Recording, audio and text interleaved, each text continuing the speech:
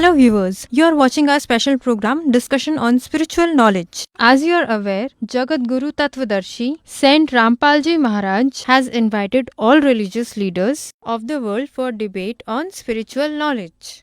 On the other hand, Muslim religious spokesman Dr. Zakir Naik has also challenged all religious leaders of the world that if someone proves him wrong, then he is bound to become their disciple.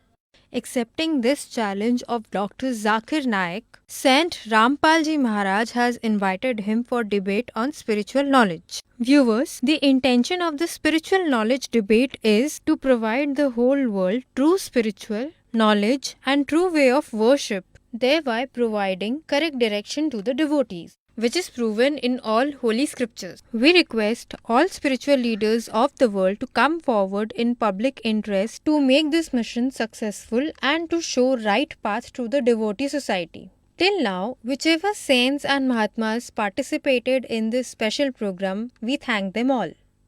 After listening to the spiritual knowledge of the participants in today's program, famous Muslim religious spokesman Dr. Zakir Naik and Jagat Guru Tattvadarshi Sant Rampal Ji Maharaj, you yourself must decide that what is true and what is not. Alhamdulillah. Wassalatu wassalam. Al-Rasul lillah wa ala ali wasabi ajma'in. Amma ba'd. A'udhu billahi minash shaitani rajim. Bismillahi ar-Rahmani rahim. Kul yahiyyul kitab. तालिल विला कल में तुम सवा इन बैना बैनकुम अल्लाह न आबदा इल्लाह वला नुशरिका बिही शय्युं वला यख्तखिज़ बाद दुनाबाद दन अरबाबिन मिन दुनिल्लाह फ़इन तवल्लो फ़कुर्रिशदु बिअन्ना मुस्लिमून रब्बि इश्रह सदरी व यस्सिर ली अमरी वहलुल उक़दतम मिन लिसानी यफ़क़हू क़ौली. Respected elders, my dear brothers and sisters, I welcome you all according to Islamic way. Assalamu alaikum wa rahmatullahi wa barakatuhu. The agenda of today's speech is similarities in Hindu religion and in Islam. At the start of my speech, I gave reference of one verse from Quran Sharif Surah Al-Imran, Surah number 3, Ayat 64, in which Allah says, "Come, let's discuss about what is similar between you and me. Talil vila kal mein tum sawa in baina bainakum." So firstly, Allah na khuda illallah. We should only worship Allah, only Almighty God. We should not include anyone else except God.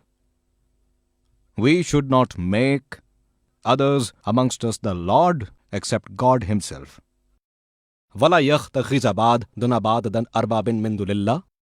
We should not make others amongst us the Lord except God Himself. Fantavallo. If they turn back, we witness that we are Muslims and we hand over all our consent to Allah. This verse of Quran Majid says, "From Kul Ya Ahil book, tell from Ya Ahil book to Jews and Christians." This verse usually refers for Ya Ahil book, but usually this is used for non-Muslims. Allah says, "Talil vila kal mein tum sawa in baina bainakum." Let's discuss about what is similar between you and I. So firstly, Allah na khuda illallah. We should only worship one God. To understand any religion, we should not see towards their followers, because usually the followers themselves do not know what their religion and faith talks about. A good way, best way to know about a religion is to refer their religious books. Therefore, if we want to know about Hindu religion, then we should not look towards Hindus. We should refer religious books of Hindus. And the supreme book, most sacred book of Hindu religion is Veda. This Veda is the most valuable book of Hindu religion. Then are Upanishad, Puranas, history, Manusmriti, etc. But the most valuable is Veda. If we want to know Islam religion, then we should not look towards Muslims. We should refer religious books of Islam, and most valuable book in Islam religion is Quran Majid. Quran Majid is Islam religion's most sacred book. That there are 6 beliefs in Islam, 6 pillars of faith. First arkan is believe in Allah. Second, trust His angels. Third, believe their books. Fourth, trust His prophets. Fifth, trust in the end.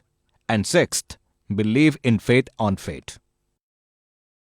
Now, we will assess similarities in Hindu religion and about pillars of faith in Islam. First is, bring faith in God. We will assess it. What is the concept about God in Hindu religion? When we ask a common Hindu, in how many gods do you believe? Few would say 3, few would say 10, few would say 100, few would say 1,000, few would say 33 million. But when we ask a Hindu priest who is well aware about Hindu scriptures, that Hindu will say that Hindus should only believe in one God, and only one God should be worshipped. But a common Hindu believes in one philosophy which is called pantheism. Pantheism means usually ordinary Hindus believes that everything is God. Trees are God, humans are God, sun is God, moon is God, snake is God. We Muslims believe everything is of God. Tree is of God, human being is of God, sun is of God, moon is of God, snake is of God. The important difference between Hindus and Muslims is, ordinary Hindus say everything is God. We Muslims say everything is of God. There is one important difference of. If we will remove the difference of, then Hindus and Muslims will unite. Viewers, you just heard the views of Muslim religious spokesman Dr. Zakir Naik, and now let's hear the views of Jagat Guru Tattvadarshi Sant Rampal Ji Maharaj. Supreme Father, the Almighty, Creator of the whole universe, Master of humans, Kabir Dev, Supreme God Kabir, Allahu Akbar, Paramakshar Brahm. With the blessings of Lord Kabir, you pious souls are present to listen spiritual discourse. By attending discourses, a person gets to know why you obtained a human body. This information is given in discourses, that human birth is a way to attain God. It's a key to get rid of this chronic disease of birth and death and after. And if after getting human life we do not worship God, or even if we worship against our holy scriptures or do arbitrary worship, so doing it or not is one and the same. It is useless. Discourse, that is, actual way of worship, spiritual knowledge, God comes and gives it Himself. Because we are living in the Satan's region, God and saints who attained God have called Him Kal. He is Jyot Swarupi Niranjan, and Vedas call him Brahm. He also calls himself Brahm. Above Brahm is Parabrahm, another power. This Brahm, this Ksharpurush, this Kal, this devil has 21 universes. Next to him is Parabrahm, who in Srimad Bhagavad Gita, chapter number 15, verse number 16, is called Ksharpurush, the Lord of 21 universes. Brahm, Kal, and the next Brahm is Aksharpurush. He is also called Parbrahm. He is the Lord of 7 Shanks, 700 quadrillion universes. And above them all, the third, who is the overall controller, is Paramakshar Brahm. He is also called Paramakshar Purush. He is also called Allah Ta'ala, Allahu Akbar. He is also called complete God.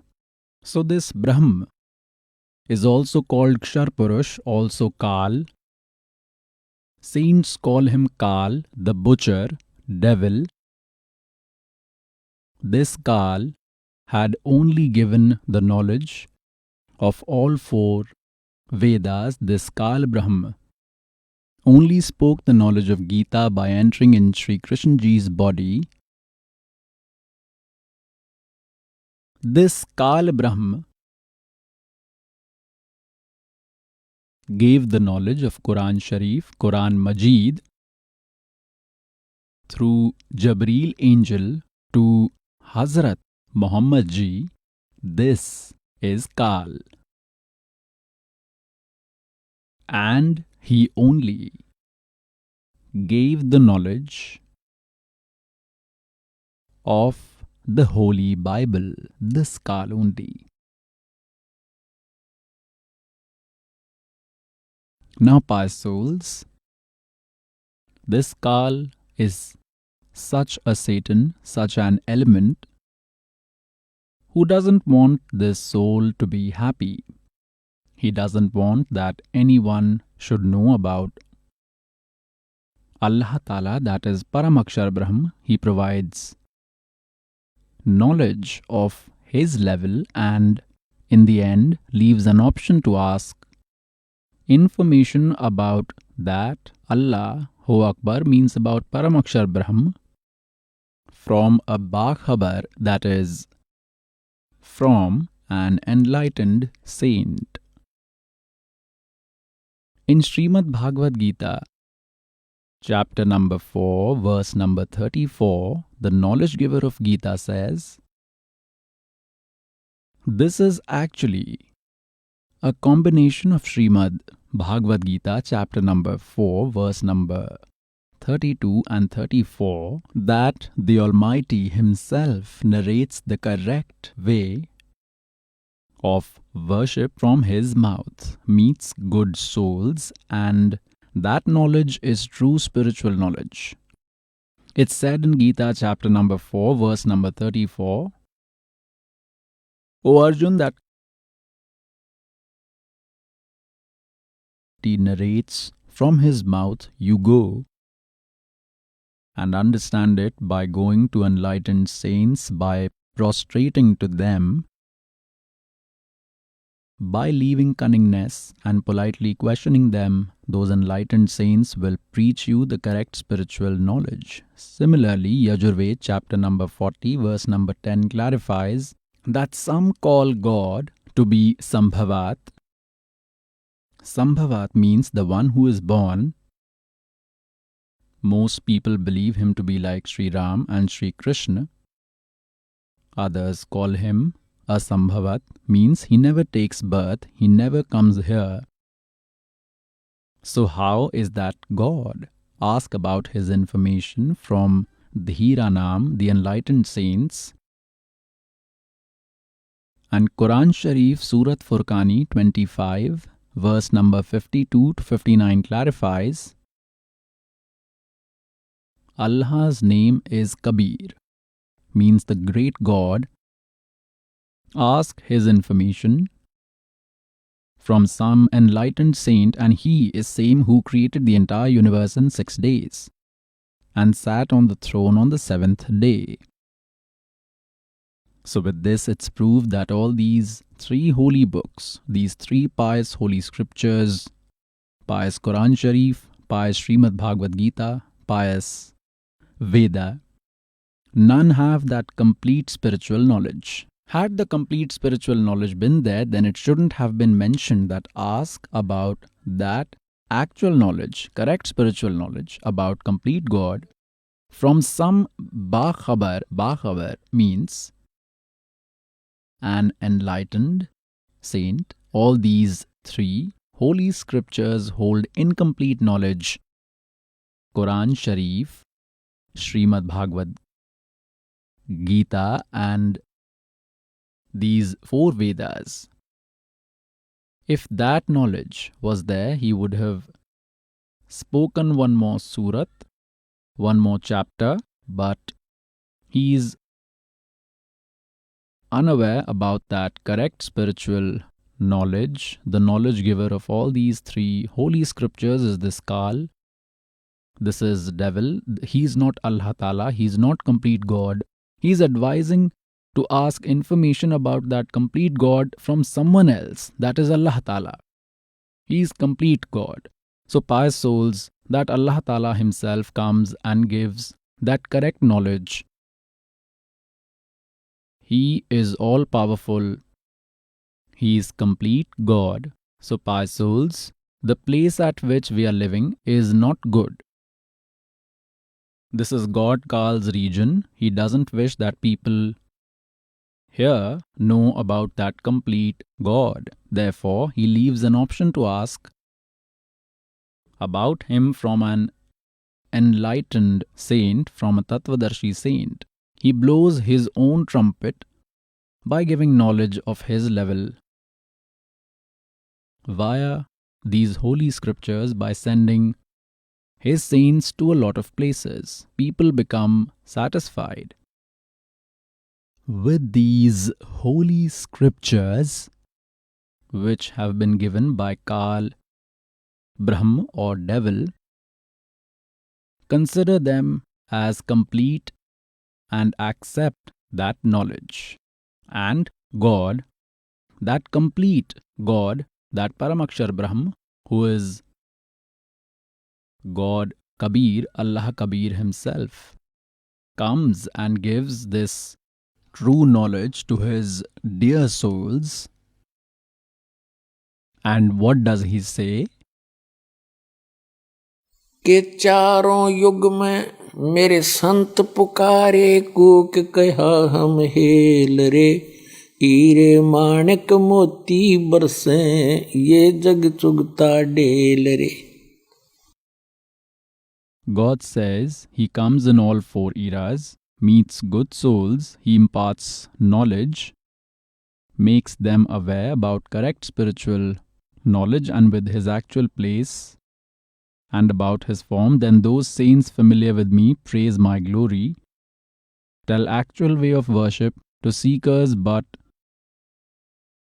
prior to this God Kal, this Brahm, feeds wrong knowledge to every human being, fills them up. When God comes or saints familiar to God come, then because of wrong knowledge fed to them, they oppose God. They do not listen to the actual knowledge given by God and continue with worship that cannot provide them salvation. Therefore, God says, चारों युग में मेरे संत पुकारे, कू कहा हम हेले रे, हीरे माणिक मोती बरसे, ये जग चुगता ढेल रे. Kabir Sahib tells that Allahu Akbar tells that precious knowledge and the way of worship to attain complete salvation, which is like rain of diamond and pearl. But these Innocent souls do not listen to our true knowledge, do not agree, do not accept it, and continue with same worship, which cannot give them any benefits. It cannot relieve them from the sufferings of birth and death, cannot destroy their destiny. Sins. Suffering is due to the sins. Those religious practices cannot destroy their sins, means they have accumulated stones and pebbles. Those who do not worship according to holy scriptures, do not worship capable God, rather do some other worship, are accumulating dirt, means accumulating stones and pebbles. But the correct worship is like diamonds, precious stones and gems. What is he trying to say? चारों युग में मेरे संत पुकारे और कूक कहा हम hello रे. I tried to tell loudly at various places that हीरे मोती माणिक बरसें ये जग चुगता ढेल रे. These innocent souls, unaware of diamonds and gems, are carrying these stones and pebbles, considering them precious. Further, he says that पर भी लेन जात है दुनिया, हमरा ज्ञान किन्हें ना सुनिया. So pious souls, that God is very kind. He is merciful. The knowledge giver of Quran Sharif, of Srimad Bhagavad Gita, and the knowledge giver of the Vedas is not complete God. He cannot do mercy. He cannot change anyone's destiny. If one has done good deeds, he will get happiness. And if one is to get trouble due to sinful deeds, he will surely get it. He cannot change it. Only complete God can change it, who is called Allah Ta'ala, omnipotent God, powerful God. Vedas and Gita call him Paramakshar Brahma, complete God, the supreme God, and in saints' language he is called Satpurush. In Quran Sharif's language he is called Allahu Akbar, Allah Ta'ala. So, he is capable God. He can change our destiny. If some harm is destined for us, if our son or daughter is to die, or maybe our sacrament is of death or illness, then that complete God removes that hardship. He doesn't let grief strike us. Pious souls, Kabir God has come and told us that Allahu Akbar, complete God, has told us that you are all my children. Kal, devil, has misled all of you by giving wrong knowledge. Accept my knowledge. Trust my saints who met me, whom I took to Satlok, eternal place, and then left them back. Those are my supreme saints. Trust their words. Who all are they? Respected Dharamdas Ji from Bandhavgarh, respected Malukdas Sahib Ji, respected Nanak Sahib Ji, respected Dadu Sahib Ji, respected Garibdas Sahib Ji from Churani village, Jhajjar, Haryana, respected Ghisadas Sahib Ji from Khekra village, Meerut, Uttar Pradesh, respected Swami Ramanand Ji, who was a great man in Kashi. God met him. So these great men saw God's eternal place, about which it's told in Srimad Bhagavad Gita, chapter number 18, verse number 62, Arjun, with all sincerity take refuge of that God, with whose blessings you will attain eternal peace and everlasting place. You will achieve Shashwat place. Shashwat means eternal, everlasting. Gita, chapter number 15, verse number 1 to 4 tells the identity of an enlightened saint. Once you meet the enlightened saint, then search for that ultimate abode of God, a place from where the seeker never returns to this world. They are never born again. To give information about that place, God Himself comes, that Allahu Akbar. Allah Kabir Paramakshar Brahm, He Himself came and gave information about that place. He took those great men there to that eternal place. In saints' language, we call it Satlok. Satlok means eternal place, and after taking them, He brought them back. Those great men told about the state of God. How is God? How is that region? How is that place? Those people told everything as they saw and narrated in their immortal speech, gave affidavit. Now what does God tell? जो जन मेरी शरण है ताका हूँ मैं दासे गेल गेल लाग्या फिरूं जब तक धरती आकाश. God says that if a creature takes my refuge, I will remain with him till the doomsday, as long as the earth and the sky will remain. I will take them along, will meet them often. So, pious souls,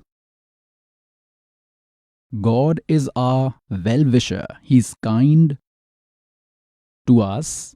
He is merciful.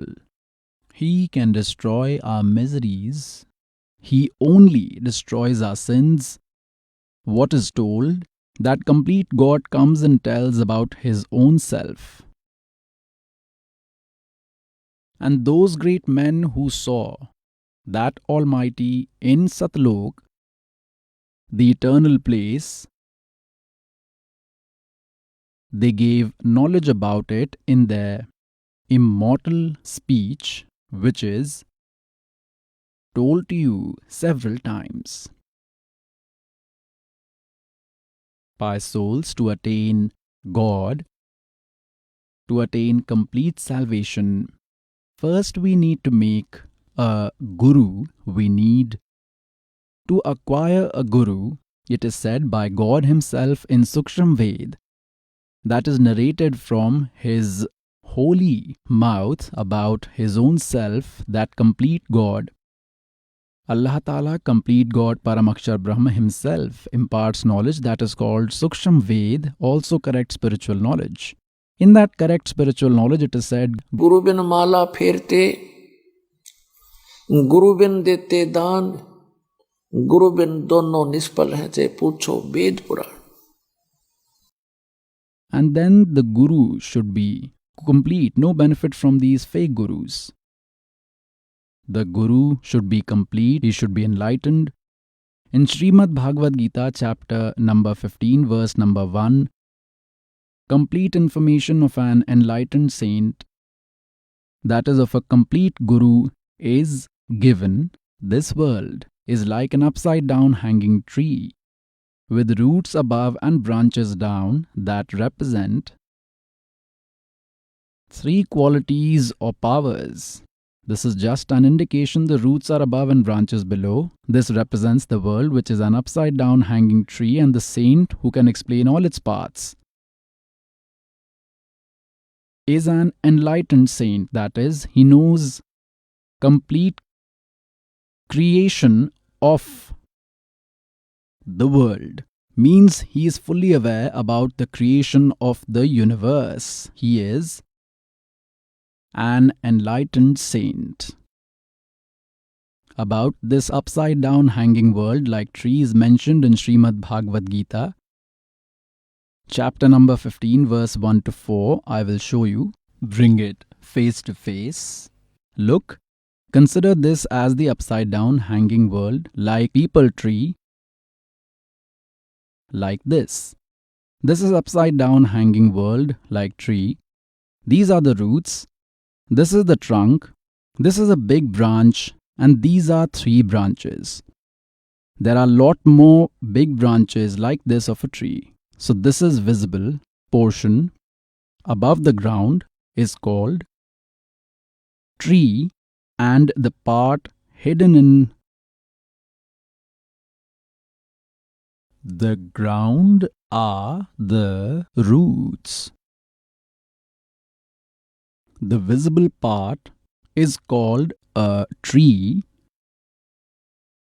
So the upside down hanging world like tree, this is the trunk, this is the big branch, and these are 3 branches. Kabir, God himself, came and narrated in Suksham Ved, that is, God himself gave correct spiritual knowledge that Akshar Purush ek ped hai, Niranjan Vakidar, call him devil or Niranjan, Tino Dev Shakha hain, Paat Roop Sansar. God himself has told in Suksham Ved that Akshar Purush is a tree. This visible portion which is above the ground is tree. This is trunk, consider trunk as Akshar Purush. The branch above this is Akshar Purush, devil. Akshar Purush ek ped hai, Akshar Purush Vakidar. Tino Deva Shakha hain, Rajgun Brahma ji, Satgun Vishnu ji, and Tamgun Shiv ji. And this is Paat Roop Sansar. And these smaller twigs, consider them to be smaller deities, and us as the leaves. And these roots are Param Akshar Brahma. This is complete God. This is Allah Ta'ala. He is called Allah Ta'ala, complete God. Who is He? This is Purn Brahm, Kabir Sahib, Param Akshar Brahm. He is God, that complete God. Param Akshar Brahm. Akshar Purush is the trunk, Akshar Purush is the thick branch, and these 3 deities are smaller branches, and we are leaves. Now I will make Bhagavad Gita face to face with you, pious souls, pious Srimad Bhagavad Gita, pious Rig Ved, Yajur Ved, Sam Ved, and Atharv Ved are the holy scriptures for whole humanity. You think about any book which has provision to eat flesh can never be God-given spiritual knowledge. Even a child can tell this. Nowhere it is mentioned in pious 4 Vedas, pious Srimad Bhagavad Gita, to eat flesh. And this is for whole of humanity. Any holy scripture is not specific to a particular duration or for any caste or people or a group or for a particular community. We make communities later, like when these pious Vedas, pious Gita were narrated, there was no other religion except Sanatan Dharma. When God comes in all 4 eras, He makes us aware about Adi Sanatan Dharma. Adi Sanatan. Apart from Adi Sanatan, another Sanatan Dharma develops, which was later called Hindu. Later, from Sanatan Dharma itself emerged Baba Adam. After him it was Musa, Allah is Salam, Hazrat Musa ji, Hazrat Daud ji, Hazrat Ibrahim ji, Hazrat Isa ji, Hazrat Muhammad ji, all have originated from Baba Adam. They are his descendants, his children. Look, biography of Hazrat Muhammad, sallallahu alayhi wasallam. Muhammad Inayatullah Subhani. See, this is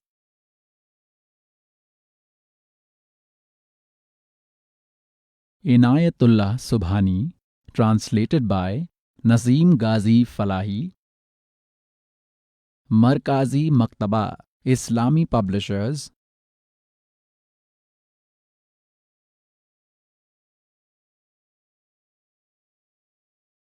Islami Publishers, New Delhi 110025, Jeevni Hazrat Muhammad, Hindi, Islami Literature Trust, publication number 81, Sarvadhikar Prakash Kadhin, name of original book Muhammad Arbi Urdu, publisher is Markazi Maktaba Publishers.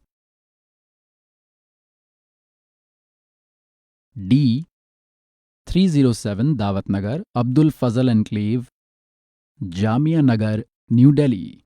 These are fax and phone numbers, and the printer is HS Offset Printers, New Delhi 2. Look, we are reading at page number 307. Dear Prophet Salal, while delivering speech, also told how should Muslims live together. Here it is said that people, your God is one, your Father is one, you all are sons of Adam, and Adam is made of mud. Amongst you all, he is most dear to God, who is most scared of God. And who was Baba Adam? He was Rishabh Dev Ji. Rishabh Dev Ji, who is considered to be the founder of Jain religion. Now, pious souls, to understand the spiritual knowledge, we need not beat our own drums, it's been enough. We need to take along all our holy books, the history of all great people. Now I will show you the history of Jain religion. Look, this book is Aao Jain Dharm Ko Jane. This is the book. Writer is Praveen Chandra Jain, M.A. Shastri. This is the book Aao Jain Dharm Ko Jane. Writer is Praveen Chandra Jain, M.A. Shastri, Jambudweep Shastri. Hastinapur, publisher is Srimati Sunita Jain, Jambudweep, Hastinapur, Meerut, Uttar Pradesh. This is published from here, all this. Place of receipt, Sanjay Kumar Vijay Kumar Jain of Kanpur, Jambudweep, Hastinapur, Meerut, Jain Sahitya Sadan, Chandni Chowk, Delhi. Rajkumar Jain, Kamlabai Ashram, Mahavir GT Jain Mandir, all this. Published from Jambudweep, Hastinapur, Dhirendra Jain. New Rishabh Offset Printers, published from Meerut. I will take you on page number 154. Aao Jain Dharm Ko Jane. What they have told. God, Sri Adinath, means Rishabh Dev. What is God Adinath considered in Islam? The answer is Baba Adam. Rishabh Dev Ji, the founder of Jain religion, appeared in the form of Baba Adam after death. Our destiny is all mingled. Later we all divided, and this Kal God divided us. He gave all the different knowledge up to his level, and by sending his angels and messengers at various places by giving different knowledge, he created immense misconception which is against Vedas, against Suksham Ved. I will show in Srimad Bhagavad Gita the identity of an enlightened saint. Srimad Bhagavad Gita. It's translated by Jayadayal Goenka, published from Gita Press, Gorakhpur. At Panchadasho Adhyay. This is chapter number 15, first verse. Here it is said, Urdhav Moolam adhay shakham ashwatham prahu avyayam chandasi yasya paranani yatam ved sah vedvit. The meaning of this is urdhav means upside, mool means roots, adhay means down, shakham means having branches, ashwatham means peepal tree, prahu means it's called, avyayam means immortal. Chandasi yasya paranani means its divisions like leaves and branches etc. Yatam ved, those which are hidden in darkness of ignorance, knows about that world like trees. Vedvit, one who knows the essence of Vedas, is an enlightened saint. Now see their translation. They made meaning of Urdhav Moolam, Adi Purush, Supreme God, Mool Wale. They should have said Adi Purush, Supreme God is the originator. Urdhav means upside. Adhay means down. They made a mistake here. Brahmaroop with main branch. Jise, they made it wrong. They were foolish. Look, in second verse, along with this, Adhay is mentioned twice. Adhay, Adhay. They have translated here on next page. Adhay means down. Adhay means down. Adhay means down. Urdhav means upside. Now look here. We are again at verse number 1. Chapter number 15, first verse. Urdhav Moolam. Urdhav Moolam Adhay Shakham. They should have said upside is the root. Mool means root. Consider upside are roots, Supreme God, and Adhay Shakham, branches downwards. They call the world like peepal tree as immortal. Ved, they call Chand. No, it's not. This below branch and the division in form of leaves. Chand means division, that is, its parts. They are called leaves. One who is familiar with the origin of that tree, like world, who will explain from roots to leaves. Ved means who knows. Sah Vedvit. Sah means he. Vedvit means who knows the meaning of Vedas. Means he is the enlightened saint. He who can explain all divisions of the upside down hanging world-like tree, Sah Vedvit. He is an enlightened saint. Now God himself comes, Rigved Mandal number 9, Sukt number 86, verse number 26-27, Rigved Mandal number 9, Sukt number 82, verse 1-3. Rigved Mandal number 9, Sukt number 54, verse number 3, and Rigved Mandal number 9, Sukt number 96, verse number 16 to 20. Rigved Mandal number 9, Sukt number 94, verse 1. Rigved Mandal number 9, Sukt 95, verse 2. Rigved Mandal number 9, Sukt number 20, verse number 1. Rigved Mandal number 9, Sukt 1, verse number 8 and 9. And a lot of other places. It's clarified that Sachidanand Ghan Brahm means the complete God, Allahu Akbar, resides in topmost region, above all the regions, in that ultimate abode. Arsh Karsh par Alh Takht hai. He resides in ultimate abode. He is visible like the humans. He is in the form of human beings. He descends from there with speed, whole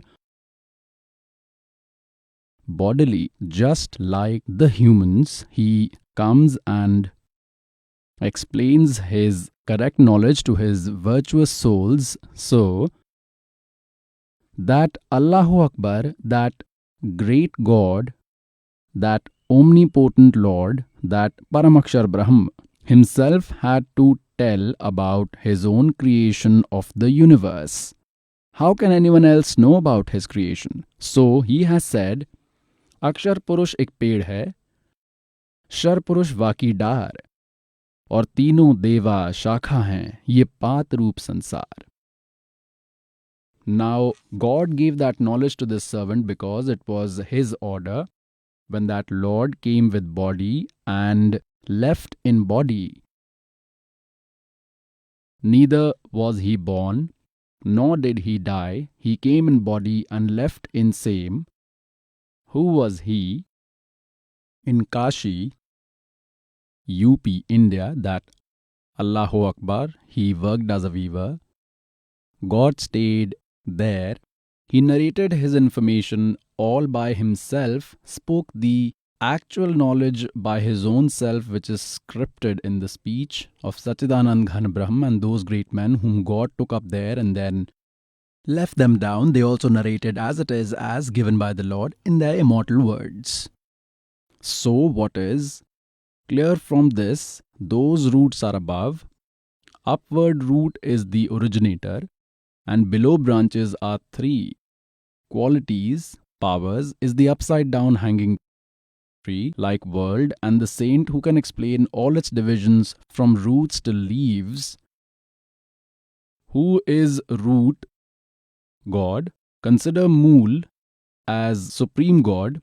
Gita chapter number 15 verse number 16 and 17 give information about three gods, about three Purush. Purush means God.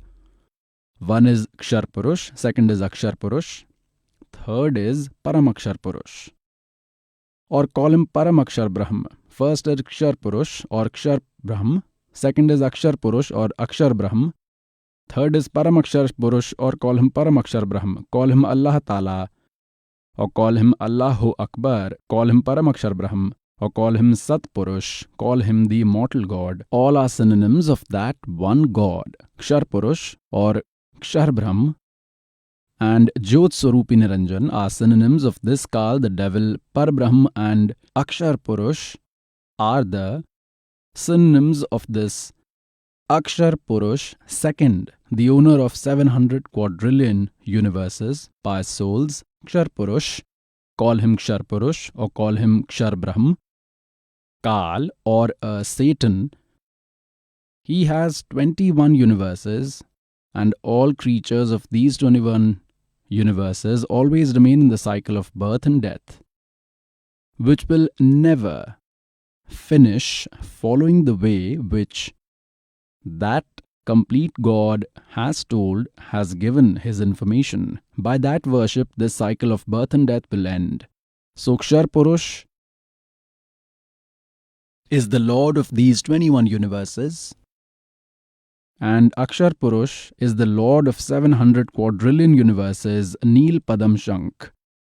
He is the Lord of 700 quadrillion universes, the owner. He is not the complete God, not Allah Ta'ala. Neither this Kshar Purush, that is Brahm, is Allah Ta'ala. That Paramakshar Brahm, who is the Lord of infinite universes, who is superior Lord to this Akshar Purush and to this Kshar Purush, this Brahm as well. He is the overall controller. He is the great God. He is the Allahu Akbar. He is Paramakshar Brahm. Call him Akal Murat, Shabad, Swarupi Ram, Satpurush, or the Almighty God.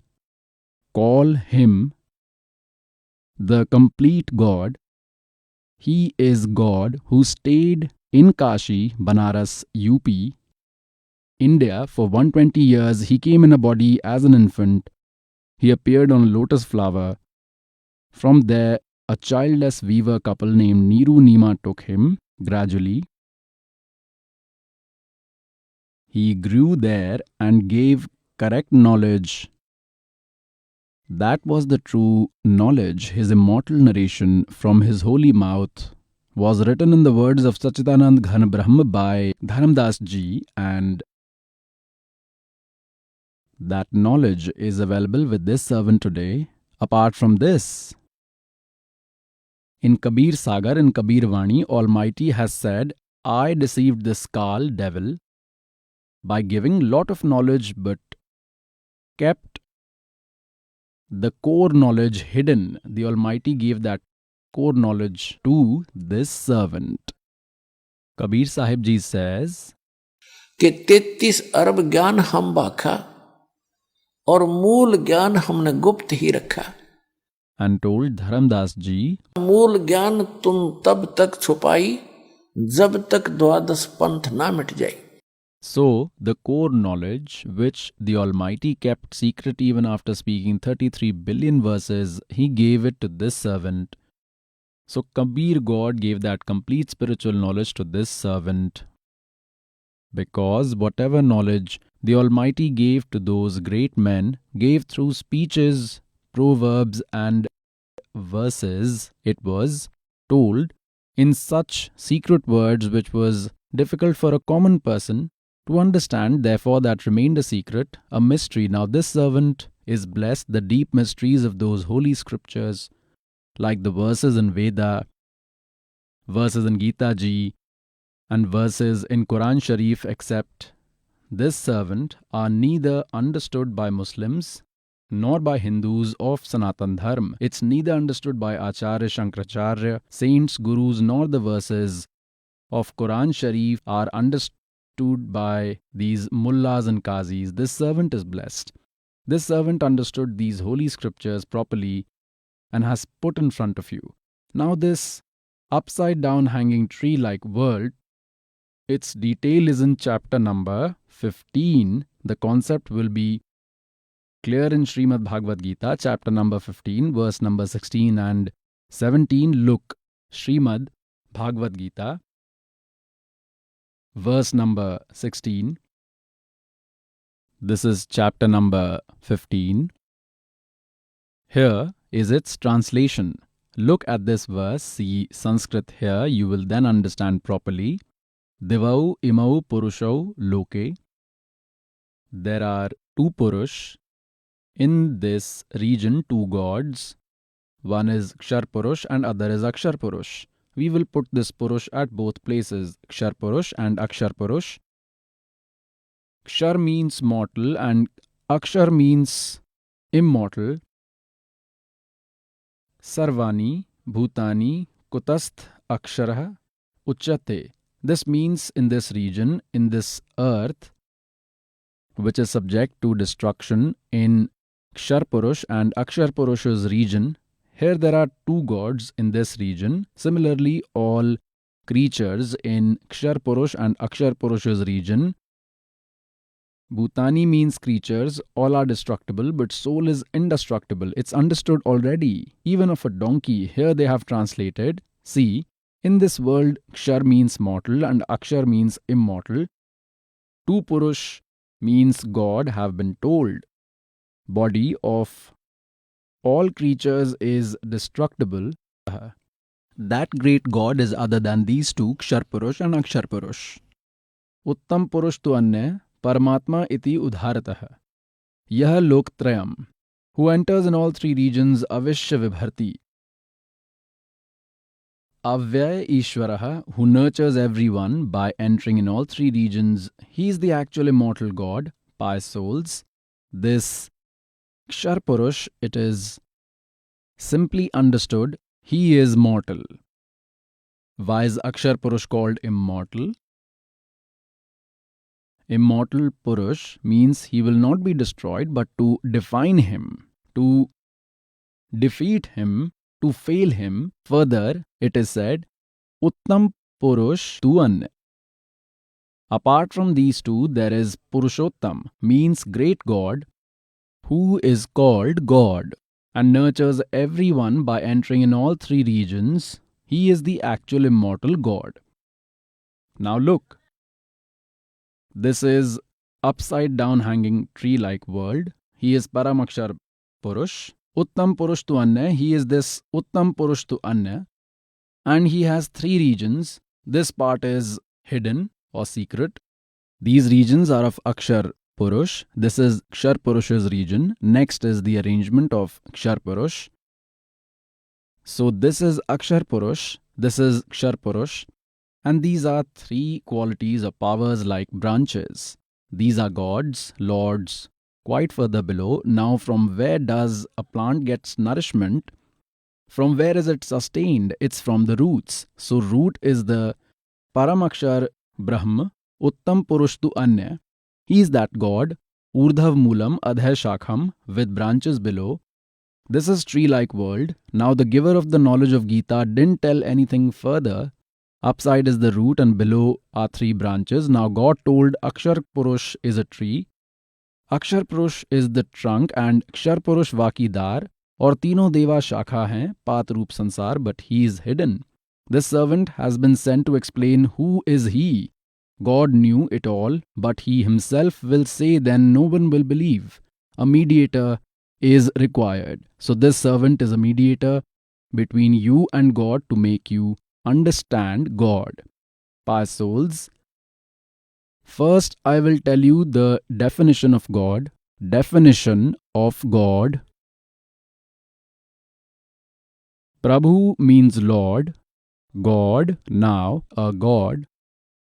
Of his level, Allah of his level, has powers of his level. Like a Tehsildar is also called a Sahib and SDM is also called Sahib, Sub-Divisional Magistrate, and Deputy Commissioner, DC, is also called Sahib. Also, the Commissioner is also called Sahib. Minister of one state is also called Sahib. Also, the Chief Minister, who is the head of the state, is also called Sahib, and the Minister of Center are also called Sahib. Also, Prime Minister is also called Sahib. The President is also called Sahib. The Prime Minister is also called Sahib. They are all Prabhu. They are all Khuda. All these are gods of their level. Their powers cannot be ignored, but their controller is one. The President and then the Prime Minister. The overall controller is the President, but his working representative is the Prime Minister, is the overall controller, is the representative of the President in India. So assume same is the condition of this world. It's like this. Viewers, you just heard the views of Jagadguru Tattvadarshi Sant Rampal Ji Maharaj. And now, let's hear the views of Muslim religious spokesman Dr. Zakir Naik. So, first is bring faith in God. We will assess it. What is the concept about God in Hindu religion? When we ask a common Hindu, in how many gods do you believe? Few would say 3. Few would say 10. Few would say 100. Few would say 1,000. Few would say 33 million. But when we ask a Hindu priest who is well aware about Hindu scriptures, that Hindu will say that Hindus should only believe in one God, and only one God should be worshipped. But a common Hindu believes in one philosophy, which is called pantheism. Pantheism means usually ordinary Hindus believe that everything is God. Trees are God, humans are God, sun is God, moon is God, snake is God. We Muslims believe everything is of God. Trees of God, human being is of God, sun is of God, moon is of God, snake is of God. The important difference Hindus and Muslims is ordinary Hindus say everything is God. We Muslims say everything is of God. There is one important difference of. If we will remove the difference of, then Hindus and Muslims will unite. Viewers, you just heard the views of Muslim religious spokesman Dr. Zakir Naik. And now, let's hear the views of Jagadguru Tattvadarshi Sant Rampal Ji Maharaj. Like there are 500 seats in Member of Parliament of India, they all are called MP Sahib, Member of Parliament, and every state separately has MLA seats. They are called MLA Sahib. So they are all Sahibs. But all these Sahibs have one controller. They all are of that one Sahib. They themselves are all Sahibs, and they all are of that one Sahib, one God, who is the Prime Minister. They are also Sahibs at their level, like if one had to get registration done. He may have relations with anyone, but his work will be done only by the sub-collector. So for him, that sub-collector is Sahib. The work will be done by him only. He needs to give a letter of request to him. So these who have incomplete knowledge say we do not engage with anyone except one Khuda, one God, one Allah. Look, getting engaged is one thing, but worshipping is something else. Like a virtuous woman worships her husband but respects everyone, like elder brother-in-law as elder brother, elder sister-in-law as elder sister, younger brother-in-law as younger brother, younger sister-in-law as younger sister, sister-in-law as her sister. She respects all her family members reasonably. She doesn't worship them but respects them, greets all with namaskar. Till she stays in a joint family, that loyal wife, she lives lovingly, reasonably respects all, but when they get separated, she takes all her belongings, whatever is their share, to her husband's house. Whatever comes in her share, she doesn't mind and doesn't keep faith in anyone because she used to worship the husband.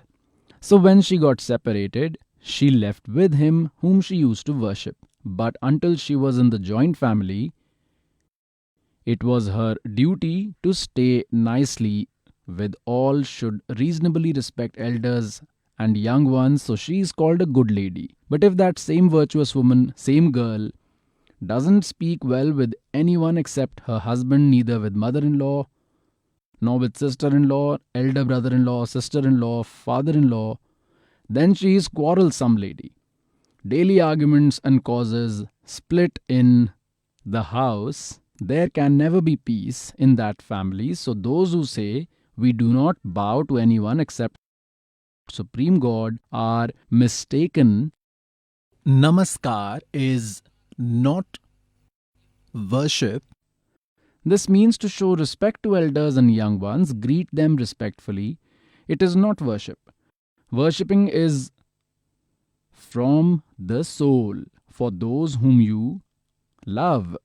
Rest all our activities which we must do, like if we need water, to get water, we worship water. And where is water? It is underground. To get water from earth, water is sacred for us, but to get that, whatever process we use and whichever equipment we use, we do not worship them. We perform activities with them in order to get what we worship. So whatever we practice, bowing, prostrating, charity, doing prayers in the morning, afternoon and evening, call it Nitya Niyam or Namaz, or call it spiritual practice or knowledge practice, it's all the same.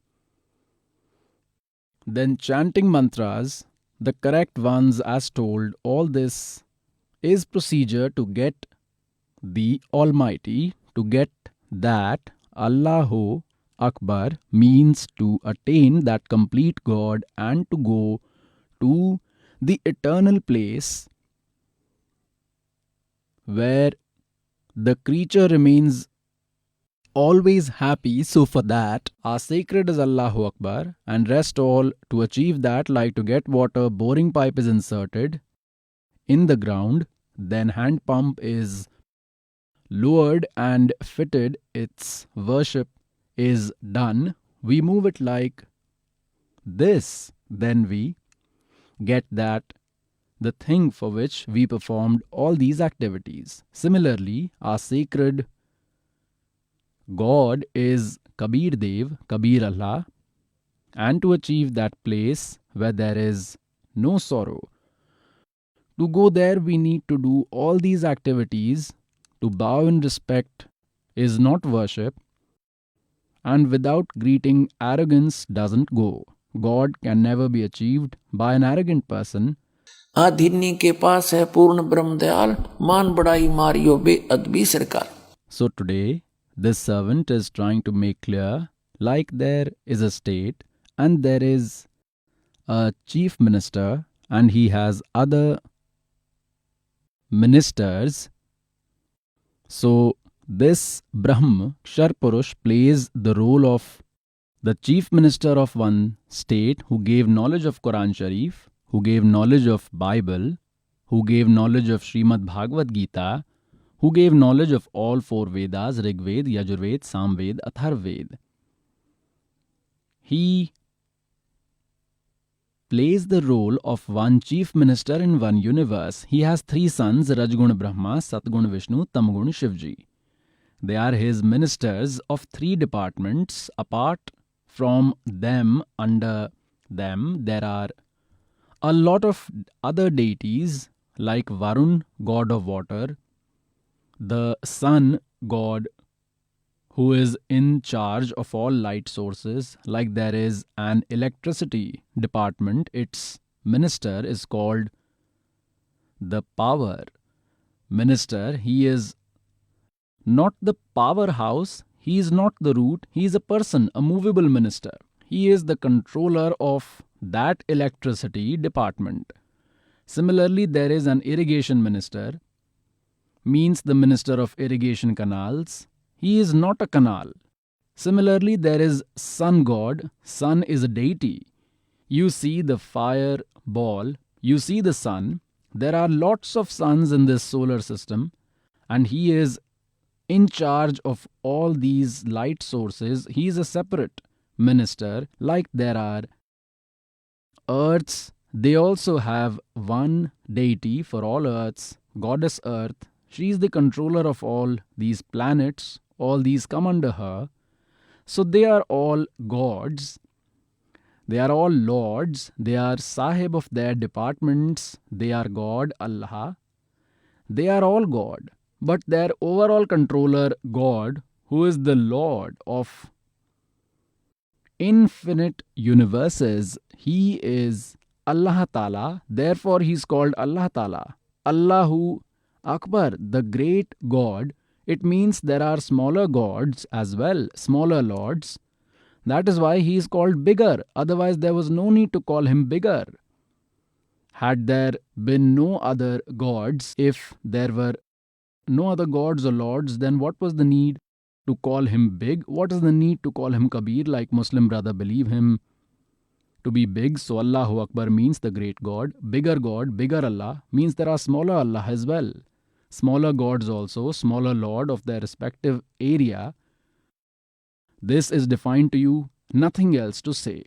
Now I will show you the knowledge giver of Quran Sharif, the knowledge giver of Srimad Bhagavad Gita, and the knowledge giver of four Vedas. The fifth Veda is the Suksham Ved, which has the correct spiritual knowledge. It is given by complete God. By that complete God, he spoke himself with his holy mouth, which is available with this servant, based on which I was able to understand this whole knowledge, otherwise it was all upside down.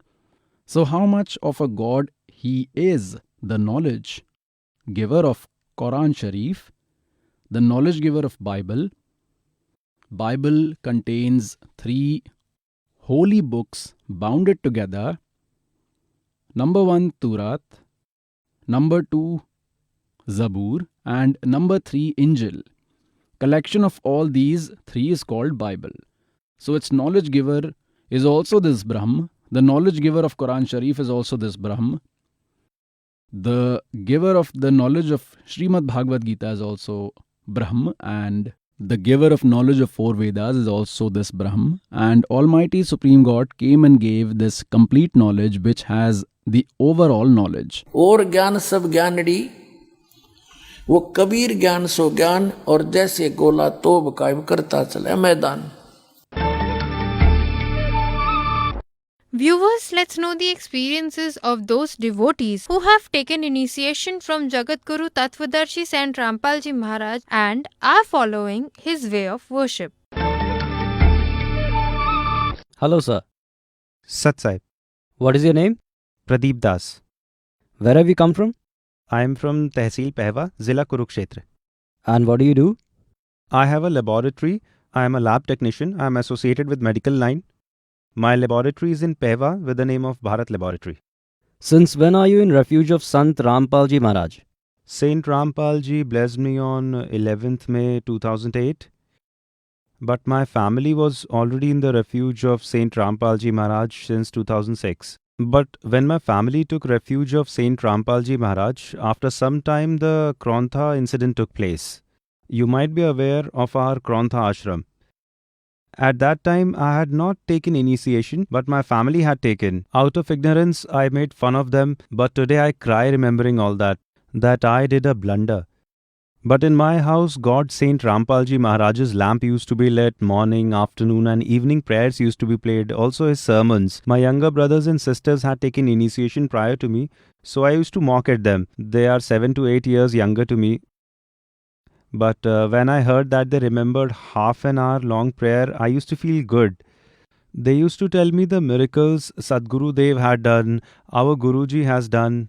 I used to wonder about these kids because I can't even think that how useless of a fellow I was, and my brothers and sisters were talking such things. So I used to be amazed that there is definitely something, and hence my family members say they have taken initiation from there, and it's excellent. Meanwhile, due to these fake saints and gurus, Haryana government kept our Guruji in Rohtak jail for almost 2 years, and we used to wait when will Gurudev come and when will we get initiated, but it could not happen for 2 years. So my wife, who is also Gurudev's disciple, she mostly remained ill. After marriage only she used to be very sick. No other worship used to happen at my home, nor we had taken initiation. So she used to tell my mother that either arrange for us to get initiated, else we'll do some other worship. My mother said she won't tell her to do other worship and told you will get initiated only after Guruji will come. So my father discussed with few other devotees and explained about his daughter-in-law's health issues. They told, don't worry, we will pray to Gurudev, and through some devotee we sent our prayers to Guruji. Gurudev ji said, tell them to start lighting lamp and prostrating, and when Guruji will come out, then you will get initiated.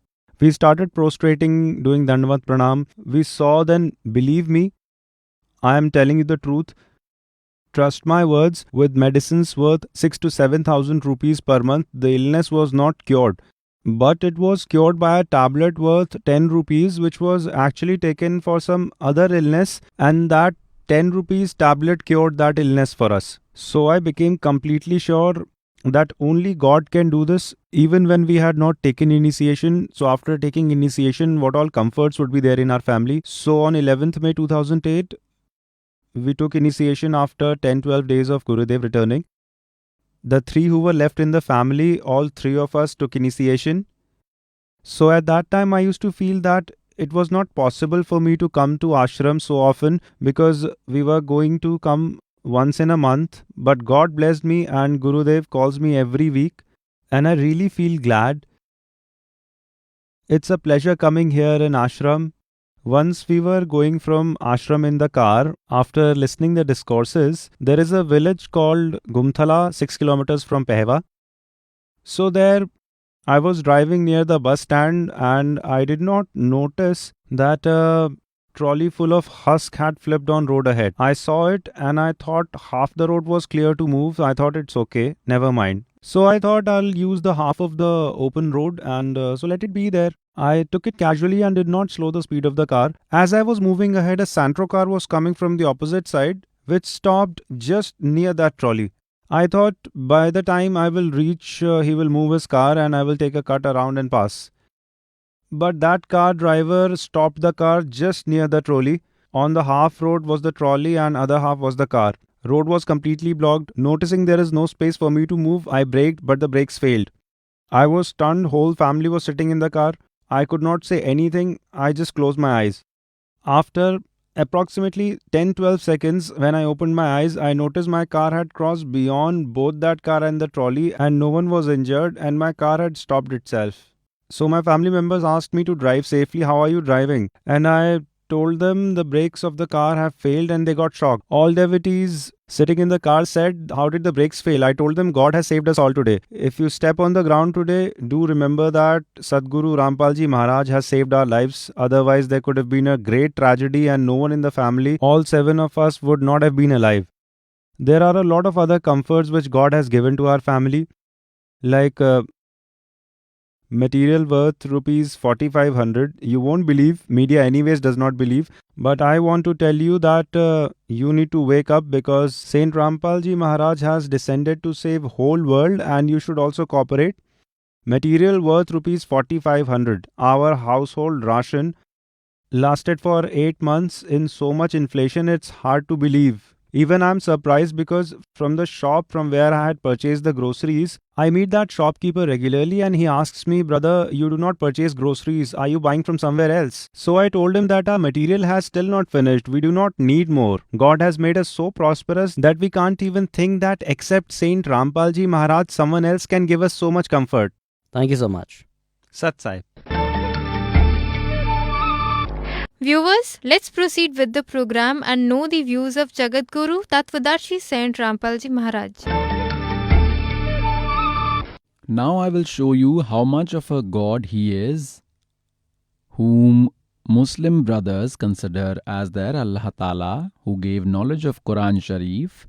They consider him as their God and mistakenly they also call him Allahu Akbar, whereas Surat Furqani in Quran Sharif, Surat Furqani 25, verse number 52 to 59, the knowledge giver of Quran Sharif, whom Muslim brothers consider as their Allah, he himself is saying that he is Kabir, that Allah is great, who created the universe in 6 days, and on the 7th day he sat on the throne. Ask for his knowledge from an enlightened saint. Now look, pious Quran Sharif, I will show you pious Quran Sharif. This is Mutarjan Barhashia. This is classical Arabic manual in Nagari script and then translator is Nand Kumar Avasthi. Sherwani edition. From where can we get this? What is written in this is that inspiring Ilami book which has no scope of doubt. Whatever is written here is final. There is no objection to it. Classical Arabic manual in Nagari script. From where is it published? Published is Lucknow Book House, Mausam Bagh, Sitapur Road, Lucknow.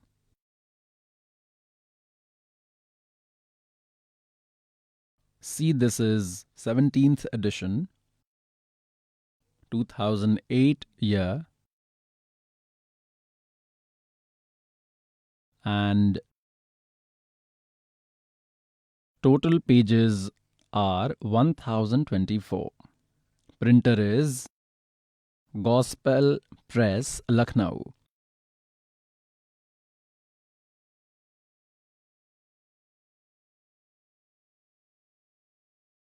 Look here. This is Surat Furqan. This is Quran Sharif. Quran Sharif, this is Surat Furqan 25. And on its page number 605, we will read from below from verse number 52. Meaning of Furqan, which we saw in dictionary, is a measuring scale. Within brackets, it's written in between falsehood and truth. Means this is a reference, a scale for checking truth and falsehood. So, the summary of the Quran Sharif is the measuring scale to decide between truth and falsehood. So, we will read what is written here.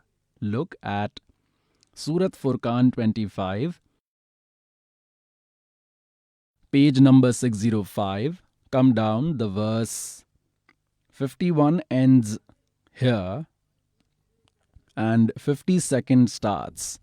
Fala tutiyal kafiran ve jahidum bihi jihadan kabiran. It is clearly written Kabiran. Call it Kabir or Kabira or Kabiran. We will further conclude. This will be clear from Pious Quran Majid. Now, I will show you Pious Quran Majid. This is published from here.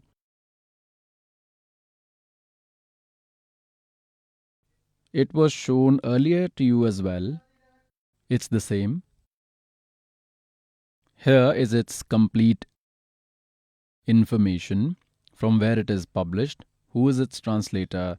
We come to the same Surat Furqan 25 in Quran Majid on page number 576 of this publication. We come down here. 51st verse finishes here. Neither a line is changed nor the words, just a little difference in writing. Fala tutiyal kafiran ve jahidum bihi jihadan kabira. Call it Kabir or call it Kabira or call it Kabiran. Call it Khabira or call it Khabiran. So it is clear this is Kabira. And 52nd verse is translated here. Do not agree to the non-believers, infidels, and according to the order of Quran, face them with great force. Now they translated Kabir as big. Okay, now again we will take Quran Sharif. This is Pious Quran Sharif. Look here. From the other we were to conclude Kabir or Kabira or Kabiran. We took Quran Sharif again, Surat Furqani 25 and page number 604. Come down. This is verse number 52. 51st verse finishes here and 52nd starts. Fala tutiyal kafiran ve jahidum bihi jihadan kabiran. Its translation is done right in front and the translator is also some Muslim brother. O Prophet, the knowledge giver of Quran Sharif is speaking. O Prophet, do not agree to non-believers, infidels, and according to the evidence of Quran Sharif, face them with great force. Now see, jihad doesn't mean to fight. They have translated it perfectly. Face them hard with great force, struggle against them, but do not agree to them. So the purpose of this verse is the knowledge giver of Quran Sharif is sending a message through Jabreel God to Hazrat Muhammad ji or by some other way as it is. He is saying do not agree to these infidels. These infidels worship other than Allah, who can neither provide them gains nor can harm them. If they do not worship that Allah Kabir means great God, they call it great. So we will also consider as great today. They do not worship that great God, that is complete God. These infidels do not worship that great God, so you do not agree to them. Simple, if they do not listen to you, you shouldn't agree with them. Do not join them and struggle with them. For him, no matter whatever trouble you might have to face, Hazrat Muhammad ji did the same. This is what it means. Now we will see now what is told. Look, so, O Prophet, do not agree to disbelievers, infidels, and with the evidence of this Quran Sharif, face them hard. This is absolutely correct. They made the meaning of Kabir as great. Okay. The knowledge giver of Quran Sharif also clarifies that this Kabir is Allah. He is same who created the universe in 6 days and sat on the throne on the 7th day, went and sat. This will prove to you that the knowledge giver of Quran Sharif is glorifying some other great God to Hazrat Muhammad ji. With this, it will be proved that the knowledge giver of Quran Sharif is not Allahu Akbar. See, we are reading on page number 607. We read Surat Furqan 25, verse number 52. Now we will read verse 53. And he is one who moved two rivers. Water of one is sweet to quench thirst, and of other is salty, bitter, and made a strong blockade, stoppage between both. We read 53, now 54. And he is the one who made man with a drop of water and made him someone's son or daughter or in-law, means someone's son-in-law, daughter-in-law, and your Lord is powerful. We will read verse number 55. And infidels worship someone apart from Allah who can neither provide them any gains nor can harm them. And disbelievers, infidels, have turned away from our Lord, have turned their backs, and O Prophet, I have sent you to tell good news and for scaring them from the punishment. Tell them that I do not ask anything for this Allah's order, but yes, whoever wants Lord should make a move, and O Prophet, trust that Zinda, the translation of Zinda is wrong.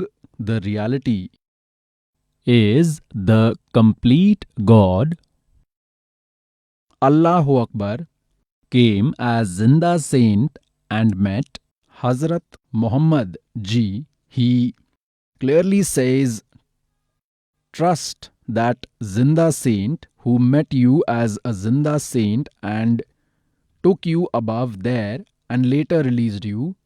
Hazrat Muhammad went up in two ways. One way is not known to Muslim brothers. Now we will read here to make the concept clear.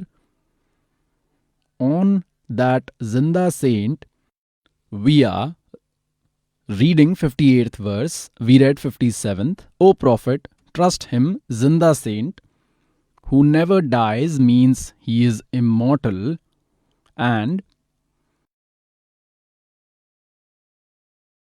you praise him. He is well informed about the sins of his fellows, means he can destroy all their sins. He is capable. Now 59th verse, 58th finished here. He created sky and the earth and whatever is in between in 6 days and later sat on the throne. He is great Allah. They made the meaning of Kabir as great. He is great Allah. We can call that Allah Kabir and need not translate it. No problem that Allah Kabir is merciful. Ask his information from some enlightened saint, some Bakhabar. The knowledge giver of Quran Sharif made it clear that he does not know about that Allah Kabir. He created everything in 6 days and sat on throne on the 7th day. He is Allah Kabir. We will call him Kabir, no issues. He is merciful. Ask about him from some enlightened saint or from a Tattvadashi saint. So what is proved from this? That the knowledge giver of Quran Sharif is not Allahu Akbar. He is not Allah Kabir. He does not even have complete information about Allah Kabir and has left option about that Allah Kabir who created universe in 6 days and sat on the throne on 7th day. That is Allah Kabir. He is great God. He is Qadir Allah. He is the complete God. He is capable God. And only He is worthy to be worshipped and no one else should be worshipped. So even the knowledge giver of Quran Sharif is unaware about Him. So when He Himself is unaware about Him, then how would He have His way of worship when it is not present in Quran Sharif? Neither the information is available about that Allah Kabir nor His way of worship is known, because it is made clear that ask about Him from some enlightened saint means in whole Quran Sharif that knowledge is not there about that Allahu Akbar. So entire Muslim religion, instead of worshipping that capable Allahu Akbar or Kabir, are worshipping the knowledge giver of Quran Sharif who is not Allah Kabir. Simple. He simply washed his hands and said he does not know about that Allahu Akbar, about that great God who created entire universe in 6 days and sat on throne on the 7th day. This servant knows about him and is sent to tell you, now get your well-being done, leave all confusion.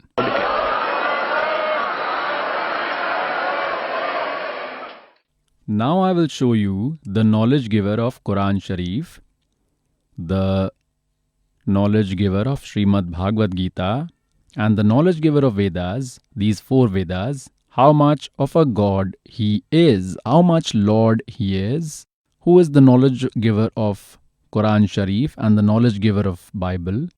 Bible contains 3 holy books bounded together. Number 1 Turat, number 2 Zabur, and number 3 Injil. Collection of all these 3 is called Bible. Its knowledge giver is also this Brahm. The knowledge giver of Quran Sharif is also this Brahm. The knowledge giver of Srimad Bhagavad Gita is also Brahm. And the knowledge giver of 4 Vedas is also this Brahm. Now I will show you how much of a God He is, whom Muslim brothers believe to be their Allah Ta'ala, who gave the knowledge of Quran Sharif. They consider Him their God. Look in one universe. This is the map of a universe. It is in an elliptical shape, like an egg, like this. This much. In this there are 7 regions below. There is life in netherworld. Rest are empty planets revolving. This is netherworld. This is Rasatal, Talatal. These are like hell. All these are like hell. There is life in netherworld. Then there is earth. Then there is heaven. In these 3 regions, on netherworld, on earth and on the heaven, on these 3 regions, Shri Brahma Ji Rajgun, Shri Vishnu Ji Satgun, and Shri Shiv Ji Tamgun have their lordship. On these, in all these 3, the earth, netherworld and the heaven. This is Kal's area. This is a Brahmalok. Within this universe, Brahmalok, including all this, till here, this is all sea, all around, very deep sea. This is the sea, and in this, what has Kal, God, created?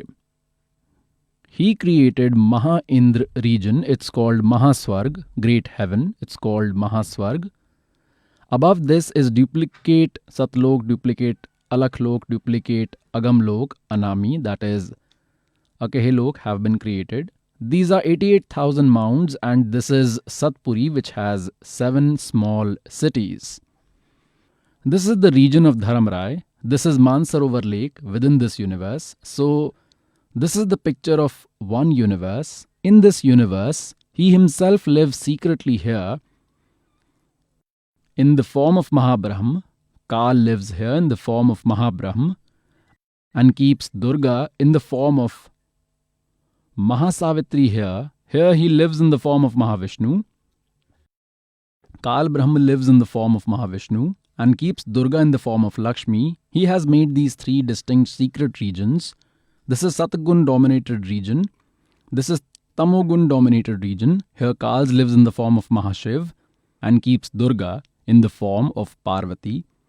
And this is Rajogun dominated region. He lives here in the form of Mahabrahma and he keeps Durga in the form of Savitri here. In each of these three regions, he creates one son each. The birth they give in this region, this Durga and Kal god, this Kal god takes the form of Brahma here. Then they both do intercourse as husband and wife, and the son who is born looks like Brahma and possess Rajogun qualities. The construction of this place is such, and this is Satogun dominated region. Here this Kal takes the form of Vishnu with 4 arms, and he keeps Durga in the form of Mahalakshmi here. This is a Satogun quality dominated region. The construction of this place is such that the behavior of the person automatically becomes very good here. So the son born from their union possess Satogun qualities, and this is Tamogun dominated region. He himself lives here in the form of Mahashiv and keeps Durga in the form of Parvati. The son born from the union of both automatically possess Tamogun qualities. He looks the same. Then they are kept in coma by Kal till they become young, and after they get young, with the help of Durga, Kal doesn't come in front of anyone. Actually, he is ugly looking. As Kal says in Gita Ji, Arjun, look, I am Kal. This is my huge form. I am Kal. In Gita Ji, chapter number 11, verse 32, he says, I am Kal. So this Kal says that I never come in front of anyone in my real form. In chapter 7, verse number 24-25 of Srimad Bhagavad Gita, Kal says, I remain hidden due to my divine power, and these foolish people consider me as Krishna, consider me a person. I am not Krishna. He was only speaking from within Krishna. Then he came out and showed his huge form, that this is my real form. I never come in front of anyone. This is my firm bad rule. So he remains hidden here and appears in front of some in either the form of Brahma or Vishnu or in the form of Shivji. So till date no one could understand who is this Mahabrahma and who is this Mahavishnu. They started calling him Mahabrahma and started considering him everything. So until now no one knew anything about correct spiritual knowledge. God bless this servant, and all this mystery is revealed to you. Society is intelligent. Come accept this knowledge and get your well-being done and properly understand this knowledge. Now this is one universe. This is one universe. All this is one Brahmand, and in this, Kal God plays the role of a chief minister. And he has 3 ministers. Consider them as prime ministers. Mean these 3 are main, then under them are 33 million deities. There is one Muslim brother, Dr. Zakir Naik. What point he makes is that Muslims believe everything is of God, and he says mostly Hindus believe like sun is God and fire is God, mountain is God, statue is God, snake is God. Means they consider everything as God. Like we call sun God, Varun Dev the god of water, Indra Dev the god of heaven. So they actually are present. They all are gods of their level, gods, lords, master of their respective level, and they cannot be denied. Like if we count all MLAs in India, they would be 3,000-4,000, and MPs are 500, member of parliament. These are fixed seats. Similarly, 33 million deities are fixed. Consider 33 million to be seats of member of parliament. These gods die and other good souls get the position of gods. Like this, they are all gods. Dev means deity, they are lord of their level. But the master of all, who is called Mahadev, is called great God, Allahu Akbar. He is the lord of all. All are his gods. These gods are his. They are under him. They are in his control. He is the master of all, and they are gods of their level. They are gods, but are all of that one God. They are all gods. This is real definition of God. And those who do not know ABC can argue as they wish and talk all rubbish. Earlier, particularly in India, one who used to speak Sanskrit fluently and had learnt all four Vedas were called Chaturvedi, and the one who used to speak Sanskrit was given importance no matter whatever he might speak. All used to consider him as wise. Today, English language has replaced it, and one who speaks English fluently is considered to be intelligent, but that's wrong. The purpose of language is to communicate our thoughts to others. It can be simple, can be regional, be it Arabic, be it Punjabi, be it Gujarati or Marathi, or be it Hindi or our local language. The knowledge should be correct so that others can understand. We became dumb due to ignorance and will understand with correct knowledge that we were mistaken. The definition of complete God is being explained to you, means the condition of whole universe is being explained to you. About infinite universes, now he who plays the role of chief minister, in one universe he is Kal Brahma, and he has three sons. He is the main controller of all these three regions. They are ministers of one department, each of earth, heaven and netherworld. All three come under him, under Brahma. And see how much is this Brahma's region. Look, this is one universe which you saw, this. Now consider we are in this condition. This one ball, consider it to be one universe. And by combining such 5 universes, he has made one major universe like this. In such 4 major universes, he has enclosed 20 universes, which are evolving at their respective places. All this region is of 20 universes. Then there is one another universe. All this is also a universe. It was not possible to write all the regions clearly in one circle, but this is also elliptical in shape, like this, separate. So this is a separate universe. This is his 21st universe. So all these are in total 21 universes. These are not universes. It's just to show regions of 21st universe, and I had to make them bigger for writing. So all this is of one universe, this much.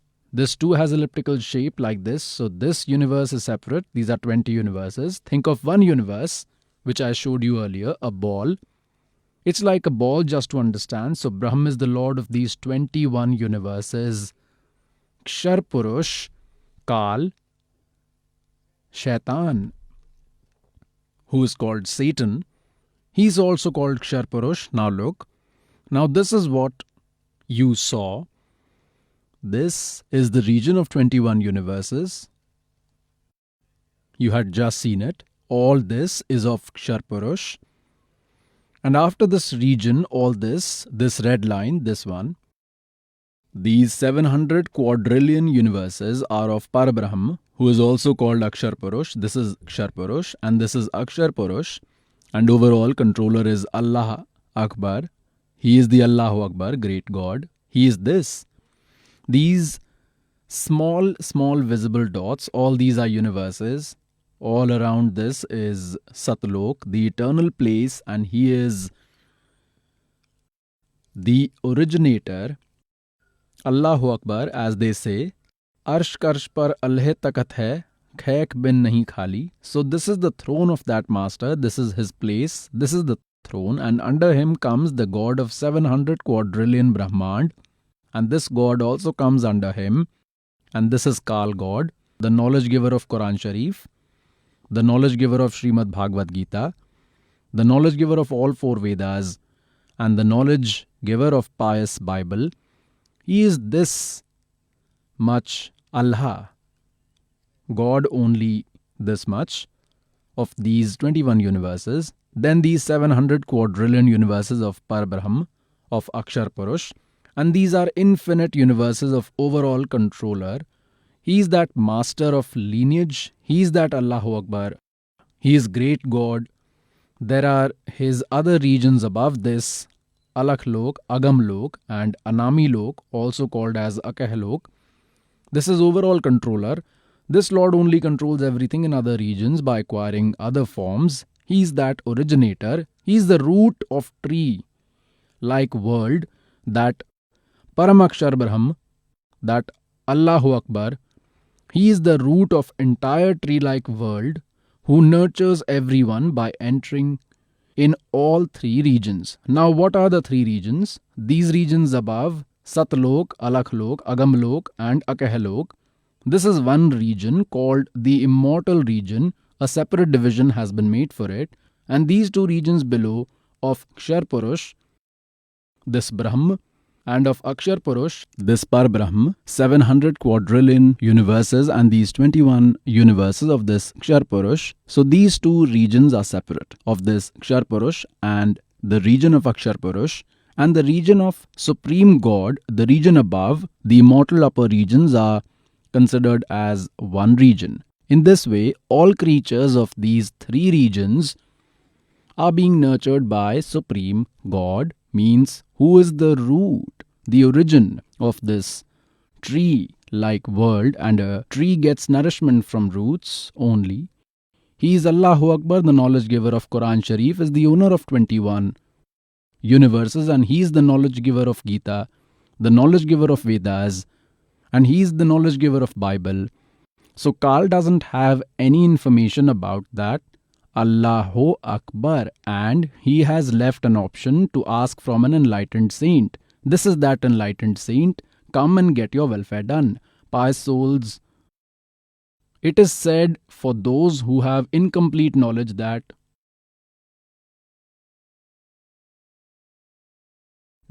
little knowledge is the dangerous thing.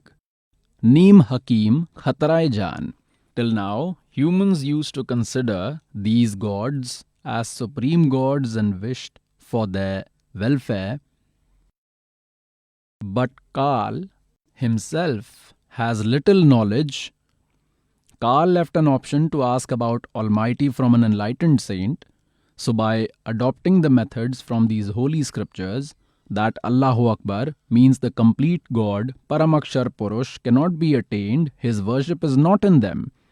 People are all worshipping the knowledge giver of Gita, the knowledge giver of Veda, the knowledge giver of Quran Sharif, the knowledge giver of Bible, by considering him as the Allahu Akbar, who is another God, another Lord. He is not the master of lineage, he is not Allah Ta'ala, he is not complete God. The information about that complete God is with this servant. Look, this is Holy Bible, Sampoorn Jeevan Adhyan Bible. From where is this published? Look here. General Editor Donald C. Stamps, MAM Dev, Associate Editor J. Wesley Adams, PhD, Life Publishers International.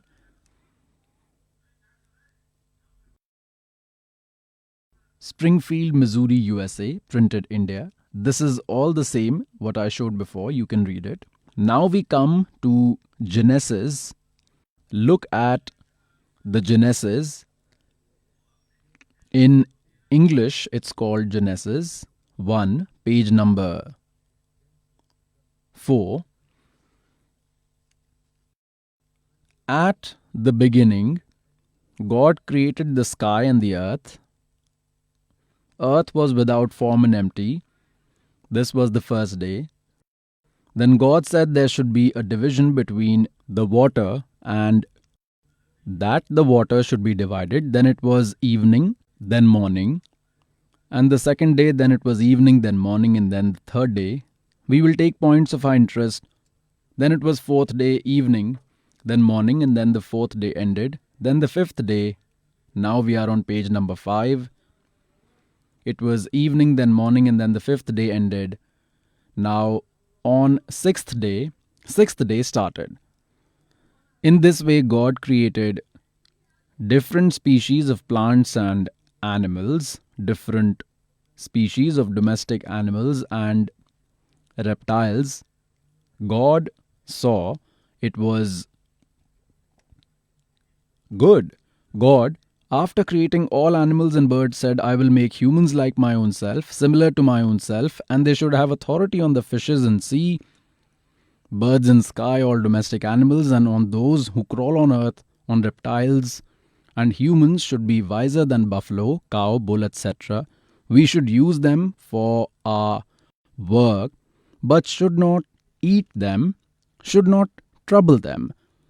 Like you keep cow and buffalo at home, you feed them, bathe them, keep them with love, and they give you milk. This is what God said, not to eat them. He made humans same as his own self, similar to his form. So how is God?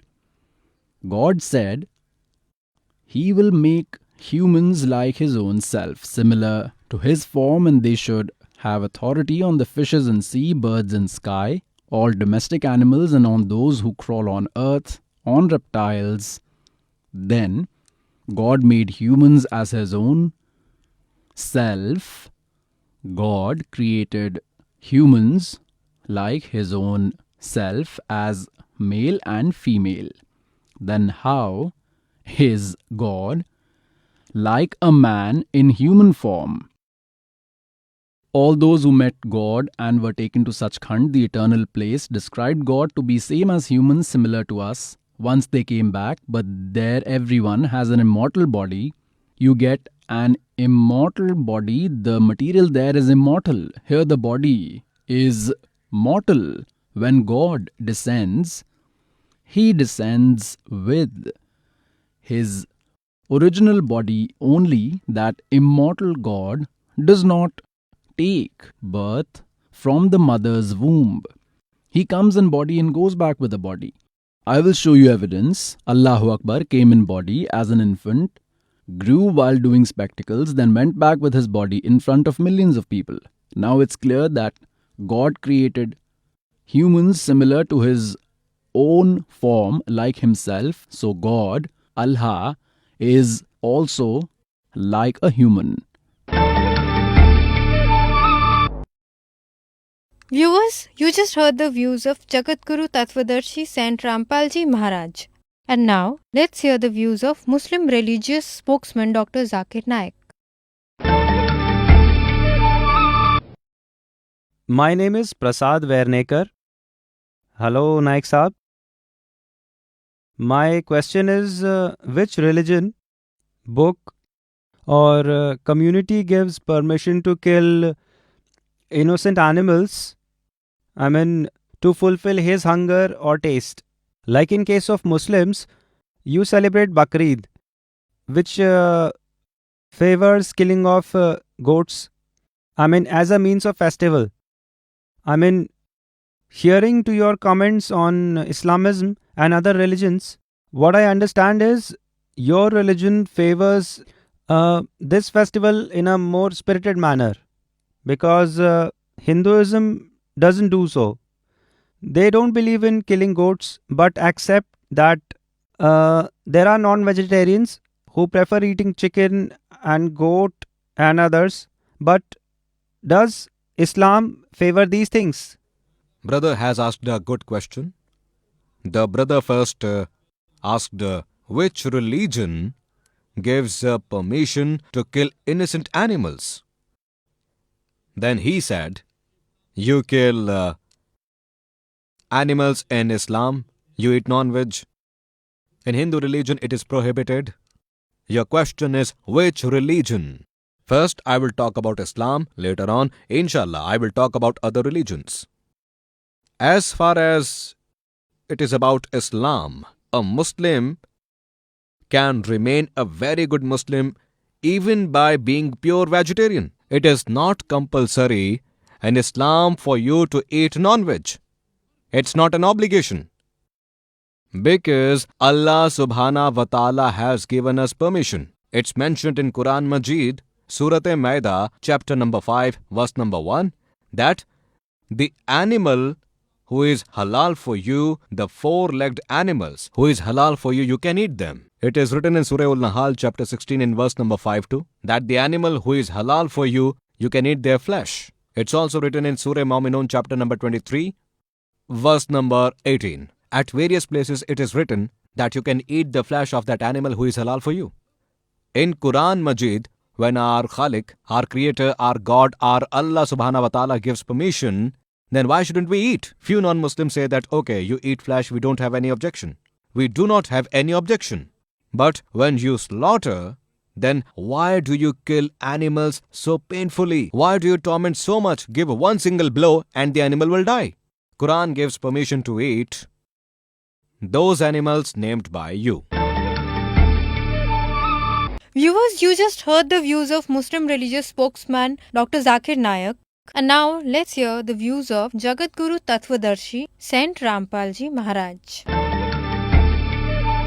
These Muslim spokespersons promote eating flesh. They do advocacy. There is no such provision to eat flesh anywhere in Vedas and Gita Ji, not mentioned anywhere. If in any Puranas or in any Quran or if in Bible, after the point God, that Allahu Akbar, that Almighty God who created the entire universe in 6 days and sat on throne on the 7th day, after he informed the law that no one should eat flesh, all these eatables are allowed to you and rest is all forbidden. If there is anything written beyond this, be it in Puran or be it Quran, be it Bible or be it Torah or maybe in Injil or be it in Jabur, this is not the order of Allahu Akbar. This is the order of some other deity, and by following his order and by violating God's law, you will become God's culprit. Nabi Muhammad namaskar hai, Ram Rasool kahaya, 1,80,000 को सौगंध जिन नहीं करत चलाया, अर्श curse पर अल्लाह तकत है, खलिक बन नहीं खली, वो पैगंबर पाक पुरुष थे साहिब के Abdali. That Almighty God had said that those people who eat flesh are undoubtedly demons. There is no doubt in this whether Hindus eat or Muslims. It said those who eat flesh are visibly demons, whether they are Hindus or Muslims. You have made your own formulae. These are not the orders of those great saints. It is said, मांस खावे सो डेढ़ सब और मद पीवे सो नीच, कुल की दुर्मति पर हरें, भगवान कहें सो ऊंच. It is said those who eat flesh are foolish, whether they are Hindus or Muslims, Sikhs or Christians, and those who drink alcohol are stupid, who ruin their lineage. Those who chant true mantra of that Allahu Akbar are superior. A hint is enough for intelligent person. Now I just showed you that God is in human form. He has a body. He created universe in 6 days, and on 6th day he made humans like his own self, same as his body, resembling same as him, created humans like his own self as male and female, and told them what to eat. You read just now, you can read again. Look further, what did he say? Look, he created humans as male and female and bless them to flourish and grow and take control of earth and have authority on the fishes in the sea, birds in the sky, and all other animals who crawl on earth. Like humans have even controlled a lion, tied an elephant. Similarly, God told humans to control other creatures. See next. Then God told humans that all small plants with seeds, this is instruction for the humans which are on earth, and all fruits with seeds on the trees, I have given them to you for your food. For humans, the order of Allah Ta'ala, Allahu Akbar, who created the universe in 6 days and sat on the throne on the 7th day, He is Allahu Akbar. He is Allah Kabir, complete God, our Sirjanhar, our Creator. It's not the order of that Creator for human to eat flesh, not even for animals and birds. See next. For your food, this is for humans. See next. Now here we come to animals on earth, birds in the sky, and reptiles, who all are living beings. I have given small green plants for them to eat. And the same happened, means green plants appeared. Then God looked at His creation, that it is all very good. Then it was evening, then morning. This is how the 6th day completed. Now on 7th day, this is how the creation of sky, earth and everything else was completed. And God completed His work on the 7th day and took rest on the 7th day. And God blessed 7th day and declared it as pious, because He completed the creation of universe and took rest on that very day. So pious souls, the Creator, that Allahu Akbar, the Supreme God, who created the universe in 6 days and sat on the throne on the 7th day, Quran Sharif has made clear about Him, the knowledge giver of Quran Sharif says He is the same Allahu Akbar who created the universe in 6 days and sat on the throne on 7th day. Ask about Him from an enlightened saint. Supreme God left on 7th day after finishing whole creation, everything. Then Kal took over earth's affairs and He has given duty to His 3 sons. This Kal God has also given duty to His 3 sons, Brahma, Vishnu and Mahesh, to take control of earth's affairs. So later they took control when God created Adam and Hawa. He made Adam with his word power and Hawa with Adam's bones, whatever way they believe, and He left them. Then this Kal took control. Then Brahma took Adam. It is said in Suksham Ved that He is that Muhammad, He is Mahadev, and that Adam, He is Brahma. Das Garib, there is no one else. Look into your house. Now, what this servant is trying to show you is that 3 gods, Brahma, Vishnu and Mahesh, took control of earth's affairs. Holy Bible clarifies this when God made Adam and his wife, whom they believe in as God, that is Brahm. Actually, it was Brahma, and left them in a garden. He had made them so dumb that they had no sense. He told them to eat fruits of all trees in this garden except these middle ones. If you will eat them, you will die. That is, he started lying. One day, that Kal came disguised in the form of a snake, whom they call Satan. He came as a snake, and this Kal asked Hawa, why don't you eat fruits of these middle trees? She said, we can eat all fruits except these ones. Allah has told us not to eat the fruits of these trees. In the middle, else we will die. The snake said. Kal had come disguised as a snake and said, nothing will happen. They are very good fruits. By eating them, you won't die. Rather, you will know about good and evil. So that woman, that Eve, plucked one fruit. She ate herself and gave it to her husband as well to eat. Then they realized, they came to senses, that we are nude. They felt shy from each other. They both plucked fig leaves and covered their private parts. Then it said in evening that Allah, means Khuda, that God, came. On hearing His footsteps, they both hid themselves in that garden. That God called them, where are you, Adam? Adam said, I got scared hearing your voice, and I hid myself because I am nude. So God asked, Did you eat those fruits which I told you not to eat? He said, Yes, we both ate. My wife gave me to eat. When asked from his wife, she said the snake misled us, so we ate. So that Allah, whom these readers of this holy Bible consider as God, thought, now that Adam and Eve have eaten those wisdom fruits which makes them aware of good and evil, it should not happen that they eat the fruits from this garden which makes them immortal and will become similar like us. If they will eat those fruits, look now, as it is said that little knowledge is the dangerous thing. Little knowledge is the dangerous thing. These talkative hypocrites who learn verses, then they try to influence people. They have little knowledge.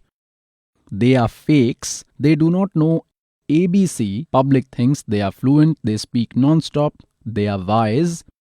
These are not the qualities of a wise person. He is saturated with knowledge.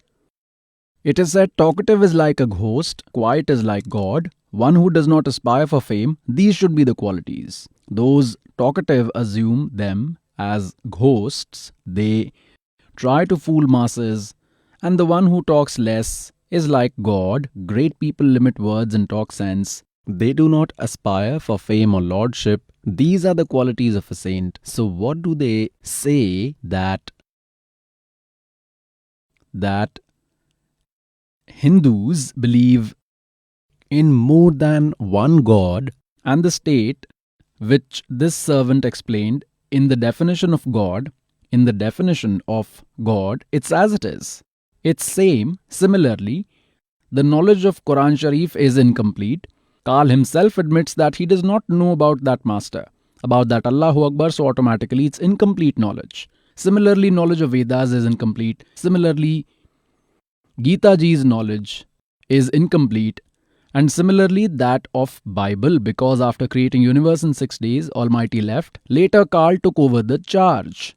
Now I will show you what does he say. God, whom the readers of this Bible call God, believe to be Jehovah. Jehovah says that if Adam and Eve eat the fruits of the life and death tree, then they will become like us. This proves that there is more than one God. Look at this Holy Bible again. This is the same Holy Bible. Sampurn Jivan Adhyan Bible I had just showed to you. Now, see this, we are reading Genesis part. We read till here. Now we will come here. I will show you little, then you can read. I will give you little hint. Here it is written. God Jehovah created Adam from the mud of earth and breathed life into his nostrils, and Adam became alive. Jehovah, God, made a garden in the east and kept Adam there, whom he had created.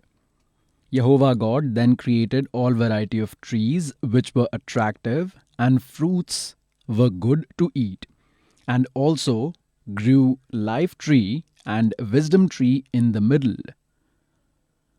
Now look, Jehovah God took Adam and kept in Eden garden for him to work there and guard it. Jehovah God ordered Adam to eat all fruits of the garden without any tension. But do not eat the fruit of wisdom tree, because the day you will eat it, you will definitely die. See here, we are reading on page number 8, Genesis 2, 18th. Jehovah God said, it's not good for Adam to remain alone, and I will make one companion for him who would be same like him. See here, then Jehovah God made Adam to fall in deep sleep. This is about creation. He took his bone out, etc. Let us see here. Fall of man. Amongst all poisonous animals that Jehovah God made, snake was most cunning. Snake asked the female Havva, Adam's wife, is it true that God asked you not to eat fruits of any tree in this garden? The lady said to snake, we can eat fruits of the trees in this garden, but not of the trees which are in the middle of the garden. About those fruits, God has said, neither shall you eat them, nor you should touch them, else you will die. Then snake told the lady, you will certainly not die, because God himself knows the day you will eat its fruits. Same day your eyes will open, you will become wise about good and evil, and you will be equivalent to the God. Then the lady saw the fruit of that tree. It looks good to eat, it's attractive, and it will provide the wisdom. Then she plucked it and gave it to her husband to eat, and ate herself also. Then the eyes of both opened, and they realized that they are nude. Therefore they plucked fig leaves and covered themselves. Then they heard the sound of Jehovah God, who used to roam in the garden during cool hours of the day. Then Adam and his wife hid themselves from Jehovah God in between the trees of the garden. Then Jehovah God asked Adam, where are you? Means that Jehovah God is so much unaware that he did not know where they are hiding, and he is roaming in the garden. And all readers of Bible, Christians and Jews, say God is formless. Are they in senses? Do they have any knowledge? It's clearly mentioned he roams around and talks. Jehovah God asked Adam, where are you? Then Adam said, I got scared hearing you. I hid myself because I'm nude. Jehovah said, who told you you are nude? Did you eat fruit of the tree which I told you not to eat? Did you eat? Adam said, the female you gave to live along with me gave me the fruit of that tree to eat, and I ate it. Then Jehovah God said to the female, what did you do? The lady, Eve, said, the snake deceived me, then I ate. Now we will read point of our interest. The servant wants to prove that God is not formless, he is like humans. And it's not just one. There are gods of their respective level, like the servant told in the definition of God. Like a sub-collector is lord of his level, God, Khuda, master, and SDM is of his level, deputy commissioner of his level, commissioner is of his level, the state minister is lord of his level, the chief minister is god of his level, is Lord, he is the master, God, Lord, like the central ministers are also lords of their level, and the prime minister is the overall controller, he is the lord above all. There is another lord above all lords, and all lords under him are also lords. They are lords of their respective level. Similarly, these are gods. These three, Brahma, Vishnu and Mahesh, they are controlling all creatures of earth, netherworld and heaven. Here this servant is trying to prove that there is more than one God. Dr. Zakir Naik, who has sprung up as a new spokesperson, says that First is, bring faith in God. We will assess it. What is the concept about God in Hindu religion? When we ask a common Hindu, in how many gods do you believe? Few would say 3, few would say 10, few would say 100, few would say 1,000, few would say 33 million. But when we ask a Hindu priest who is well aware about Hindu scriptures, that Hindu will say that Hindus should only believe in one God, and only one God should be worshipped. But a common Hindu believes in one philosophy which is called pantheism. Pantheism means Usually ordinary Hindus believes that everything is God. Trees are God, humans are God, sun is God, moon is God, snake is God. We Muslims believe everything is of God. Trees of God, human being is of God, sun is of God, moon is of God, snake is of God. The important difference between Hindus and Muslims is ordinary Hindus say everything is God. We Muslims say everything is of God. There is one important difference of. If we will remove the difference of, then Hindus and Muslims will unite. Viewers, you just heard the views of Muslim religious spokesman Dr. Zakir Naik. And now let's hear the views of Jagat Guru Tattvadarshi Sant Rampal Ji Maharaj. Dr. Zakir Naik, a new spokesperson who has sprung up, says Muslims believe everything is of God. Mostly Hindus believe everything is God. Few believe there are 3 gods, few believe there are 33 gods, few believe in 10, few believe in 33 million deities. They are gods of their level, and he is supreme God. He is the master of all. He is Mahadev, the master of lineage. He is the great God. Call him supreme or great Allahu Akbar. So who is that supreme God?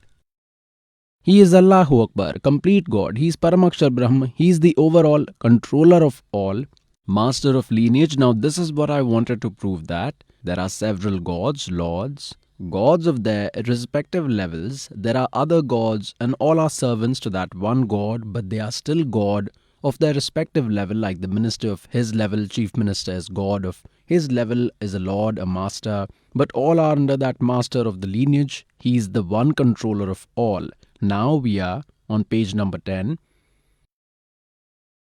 Genesis 3:4 we are reading here. 20th.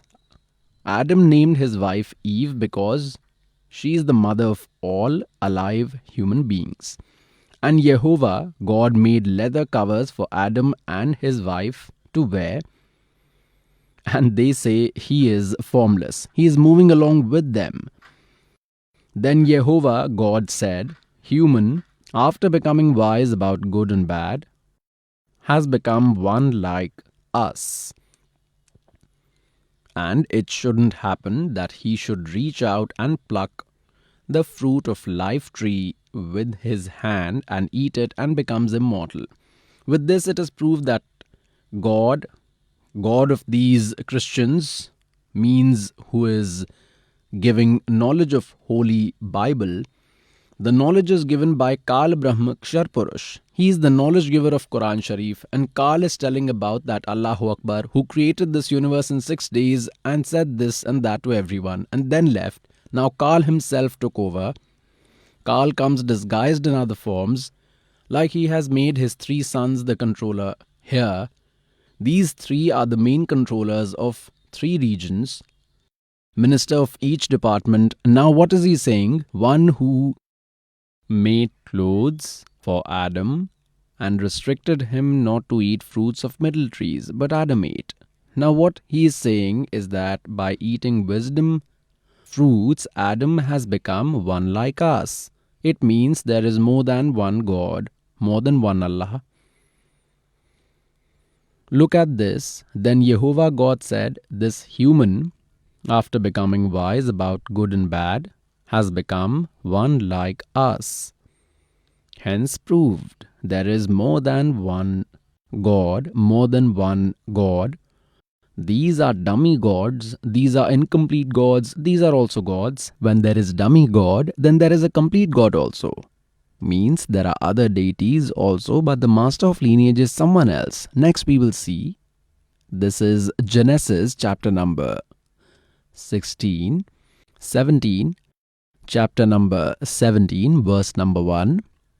Now Abraham was 99 years old. Then Jehovah appeared in front of him and said, I am super powerful God. You come along with me and become supernatural. Hence proved, when he appeared, he is in form. Genesis chapter 17-18, page number 24, in chapter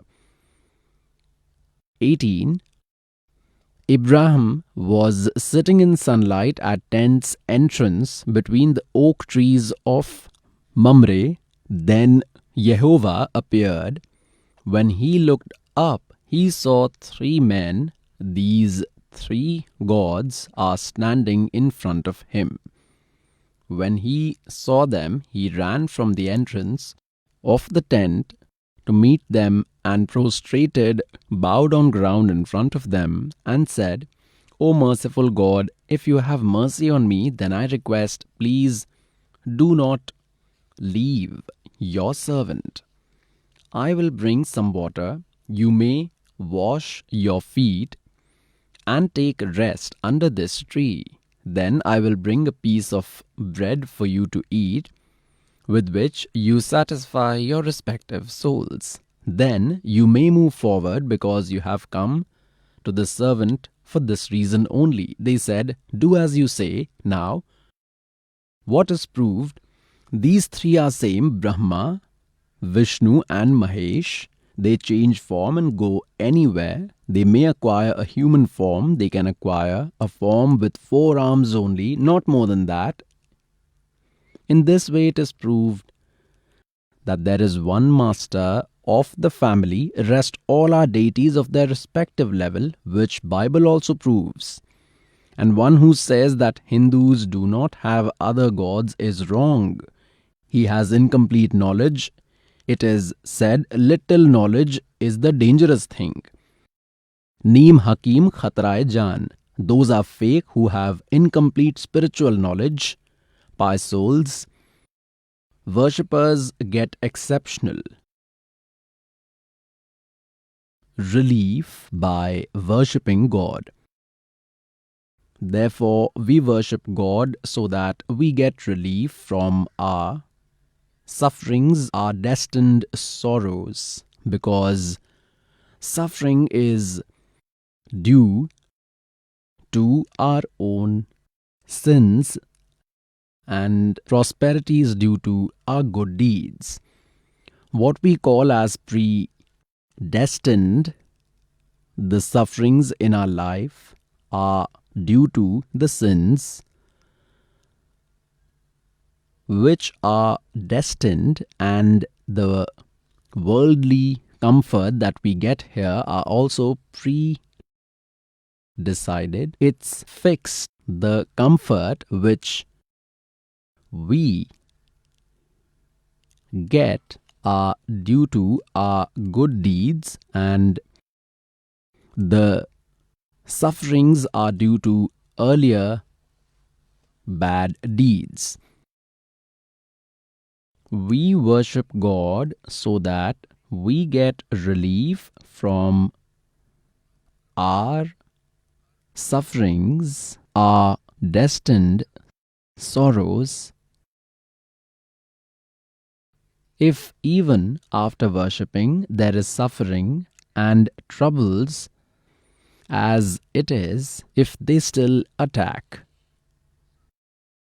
create havoc, then that worship is wrong, that religious practice is wrong, because it's written in God's qualities that after taking correct worship from a complete saint, sins are destroyed. Once sins are destroyed, no sorrows remain, because root cause of suffering is sin. Like if there is a thorn in the feet and it is removed,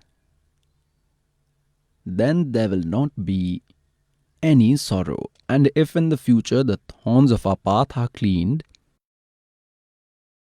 if thorns do not prick in the future, then our journey becomes smooth. So what is told for this? That if one is in refuge of a complete saint and has correct way of worship of Allahu Akbar, the powerful God, omnipotent God, then what the Supreme God does for those devotees who worship within the rules, God destroys their sins which were to come in future. It is said that as a loyal devotee puts his feet on ground God sweeps and removes all thorns, sins, so that they don't prick him, so that Almighty God, Supreme God, Allahu Akbar, that great God, that complete God, if one gets his true worship through a complete saint, then that Supreme God destroys all sin like thorns that are yet to come in the journey of the life of his dear devotee, just like a broom cleans and sweeps aside.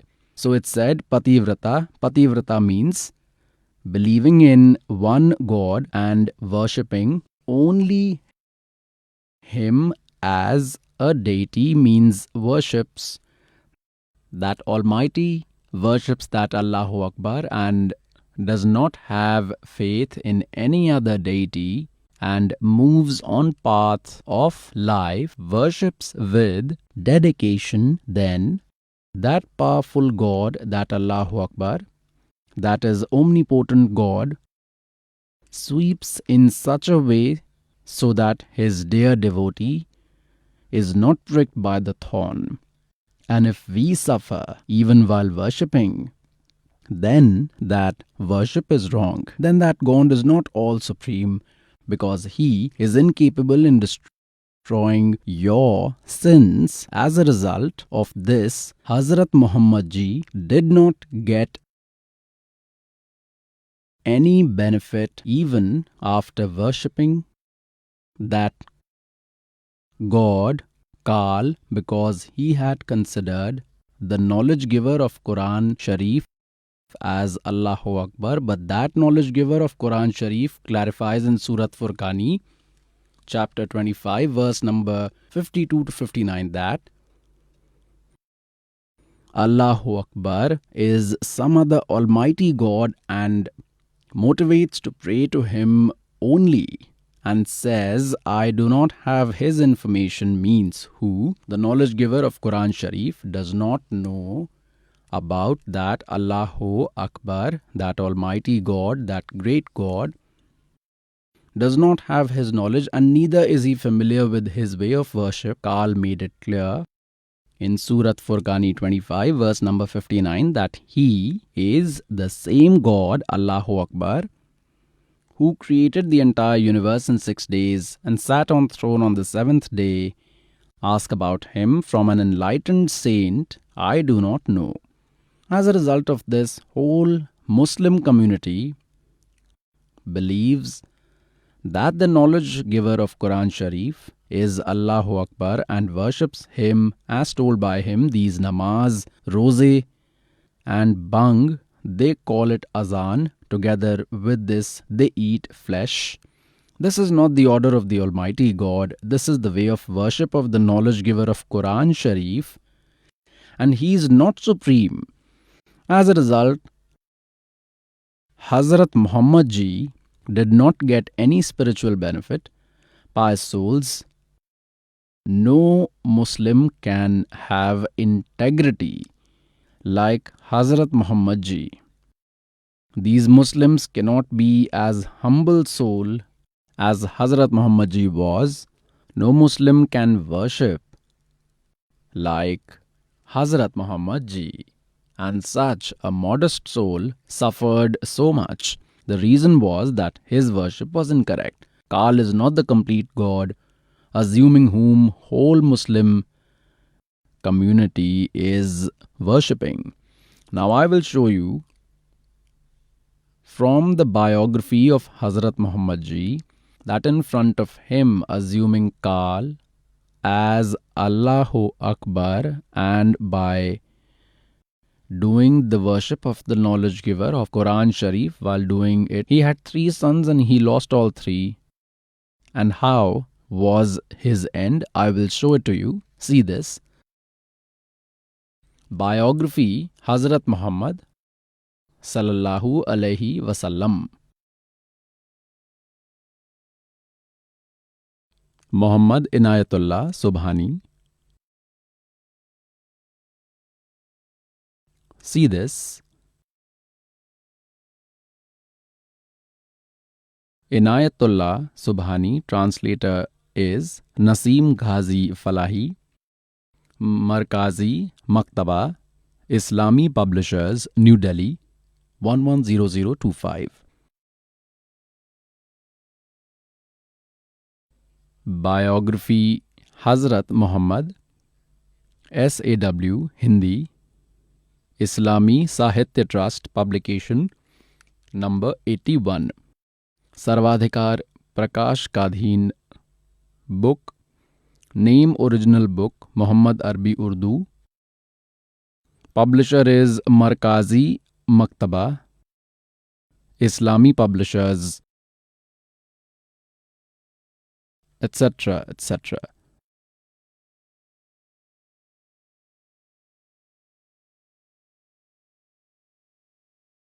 Printer is HS Offset Prints, New Delhi 2, printer.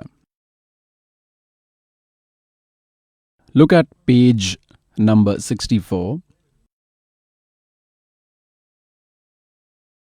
But these blessed moments and happy days ended soon. All your sons died one after the other, Qasim, Tayyab and Tahir. They all went to Allah. They all died, all three, Qasim, Tayyab and Tahir. And you had sorrows one after the other, but despite that, you were patient. Being an orphan, you suffered during childhood when Hazrat Muhammad Ji was in his mother's womb. Then his father had died. When he was 5 years old, his mother died. When he was 8 years old, his grandfather died. He spent childhood like an orphan. Then at the age of 25, he got married to a 40-year-old lady named Khadija, who was widowed twice earlier. He got married with her. Later, from Khadija, he had 3 sons and 4 daughters. All 3 sons died in front of their father. Is this worship? So, pious souls, the intention of the servant is to make you aware of whatever mistakes we did earlier and have suffered so much. At least we should be careful now. This servant has that correct way of worship. If you do correct worship, then you will not bear these sufferings. If you remain within rules, then son can never die before the father. It is guaranteed. Otherwise, there is no need of devotion. Being an orphan, he suffered in childhood. When he grew, he had to bear sorrow of his lost beloved sons. All 3 sons died. Only 4 daughters remained, who were 4: Zinab, Ruqayya, Kulsum and Fatima. Now I will show you how Hazrat Muhammad Ji died.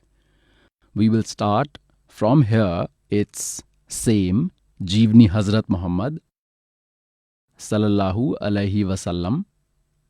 We will read from page number 307. It was the 10th year of migration. Dear Prophet Salal went to Mecca with the aim of Hajj. With you was the convoy of more than 1 lakh brave fellows. This Hajj is called Hijjatul Wada because it was your last Hajj. After this, you did not get the opportunity to visit Mecca, Kaaba and Arafat. Now see here, we are reading on 307. Dear Prophet Salal also told that how should Muslims live together. Here it is told, people, your God is one, your Father is one, you all are sons of Adam, and Adam is made of mud. Most dear to God amongst you is one who is most scared of God. And now we come here. Now we read on page number 308. Now we will read 309. It wasn't even 3 months to Hijjatul Wada when dear Prophet Salal, means Hazrat Muhammad ji, got seriously ill. This had never happened earlier. Fever was so high that his eyes lost sleep. It was night when Salal got up from bed and came out of the house and moved towards Muslim graves. On reaching there, you said, "You may have peace, you all inhabitants of the graves." Salal, Hazrat Muhammad ji, prayed for their salvation and then returned home. When dear Prophet Salal, means Hazrat Muhammad ji, got ill, then you initially thought to visit the graves, and after going there you had the sense that your final days are near. It was the rule of dear Prophet Salal to stay with each wife for 1 day. Even during illness, there was no change in this rule of yours. Turn by turn, you visited all your wives. It continued for 5 days. Then you got very serious. It was difficult for you to move. Hazrat Muhammad ji had 11 wives. It's mentioned in this only. I will show you later. Now we will read page number 310. Weakness was much. It was difficult to walk for you without support. Hazrat Ali registered and Hazrat Abbas gave you support and with lot of difficulty brought you to Hazrat Aisha's place. Due to severe headache, a hanky was also tied on your head. Muslims were sad, they were uncomfortable and desperate because their dear was on bed and was unwell, and the illness was growing every minute. You had never been so much ill earlier. Therefore, they were even more sad and worried. Now after reading 310, we are reading page number 311, Jeevni Hazrat Muhammad. The condition of dear Prophet Salal worsened. Fever used to drop and rise at times. Till you had the strength to walk, you, Salal, continued going to mosque and continued leading Muslims. The last prayer which you, Salal, recited was the namaz of Maghrib. It was time for Isha, and you asked, "Is the namaz done?" Fellows said, "We were waiting for you." You made them to fill water in vessel, and you flossed.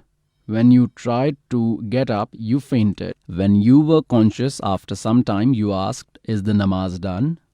Companions replied, "Same, we are waiting for you." Huzur, you again tried to get up but fainted again. When you gained consciousness again, you asked, "Is the namaz done?" Companions replied, "Same, we are waiting for you." Water was sprinkled over your body. When you again thought to stand, you fainted again.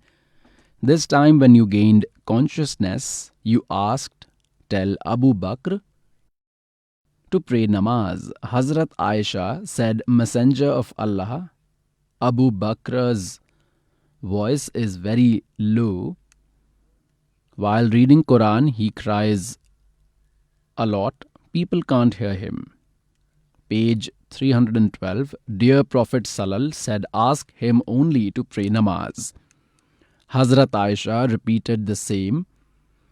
Dear Prophet Salal, means Hazrat Muhammad ji, was uneasy due to trouble. He shouted in anger and said, "Tell Abu Bakr only to do namaz."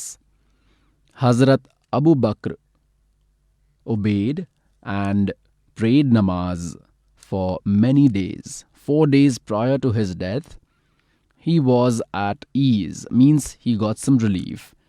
Then you, Salal, Hazrat Muhammad ji said, Muslims, here he has given guidance. Now look at page number 313. A day before death, you thought and asked, what happened to those gold coins? Hazrat Aisha said, Messenger of Allah, they are at home only. You, Salal, Hazrat Muhammad called for those gold coins and Aisha brought them. You kept them on your palm and said, if Muhammad dies and these remained with him, these kept remained with him, then what will he answer to his God?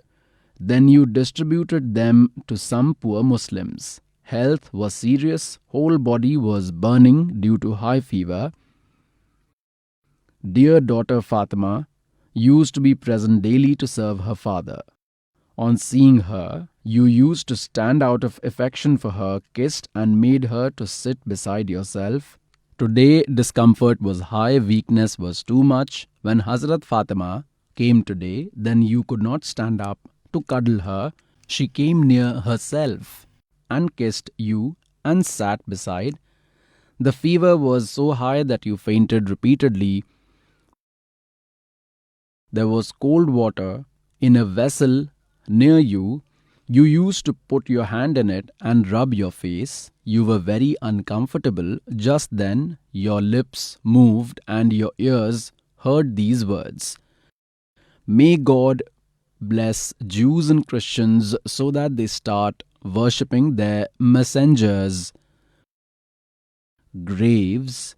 Weakness was increasing every moment. Death was gradually approaching. You asked for cold water in the vessel. It was immediately provided to you. You used to put your hand regularly in it and rub your face. You often covered and uncovered your face. At that time, you were continuously saying these words, O Allah, ease me from the pain of death. Seeing her dear father's discomfort, Hazrat Fatima got disturbed and she cried and said, Oh, the discomfort of my father. When you heard, you said, from here on your father won't be in pain. It was noontime, afternoon. You were breathing somehow. At that time your lips moved and your ears heard this sound. On 315, Namaz, be good to servants. Then your hands rose and you pointed with a finger and said, now no one else, only He, the greatest companion. Saying this, your hands hanged, eyes towards the roof, and the pious soul united with God. At the time of death, your Salal, means Hazrat Muhammad Ji's age was 63 years.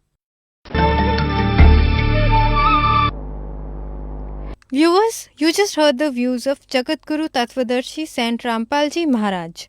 And now, let's hear the views of Muslim religious spokesman Dr. Zakir Naik.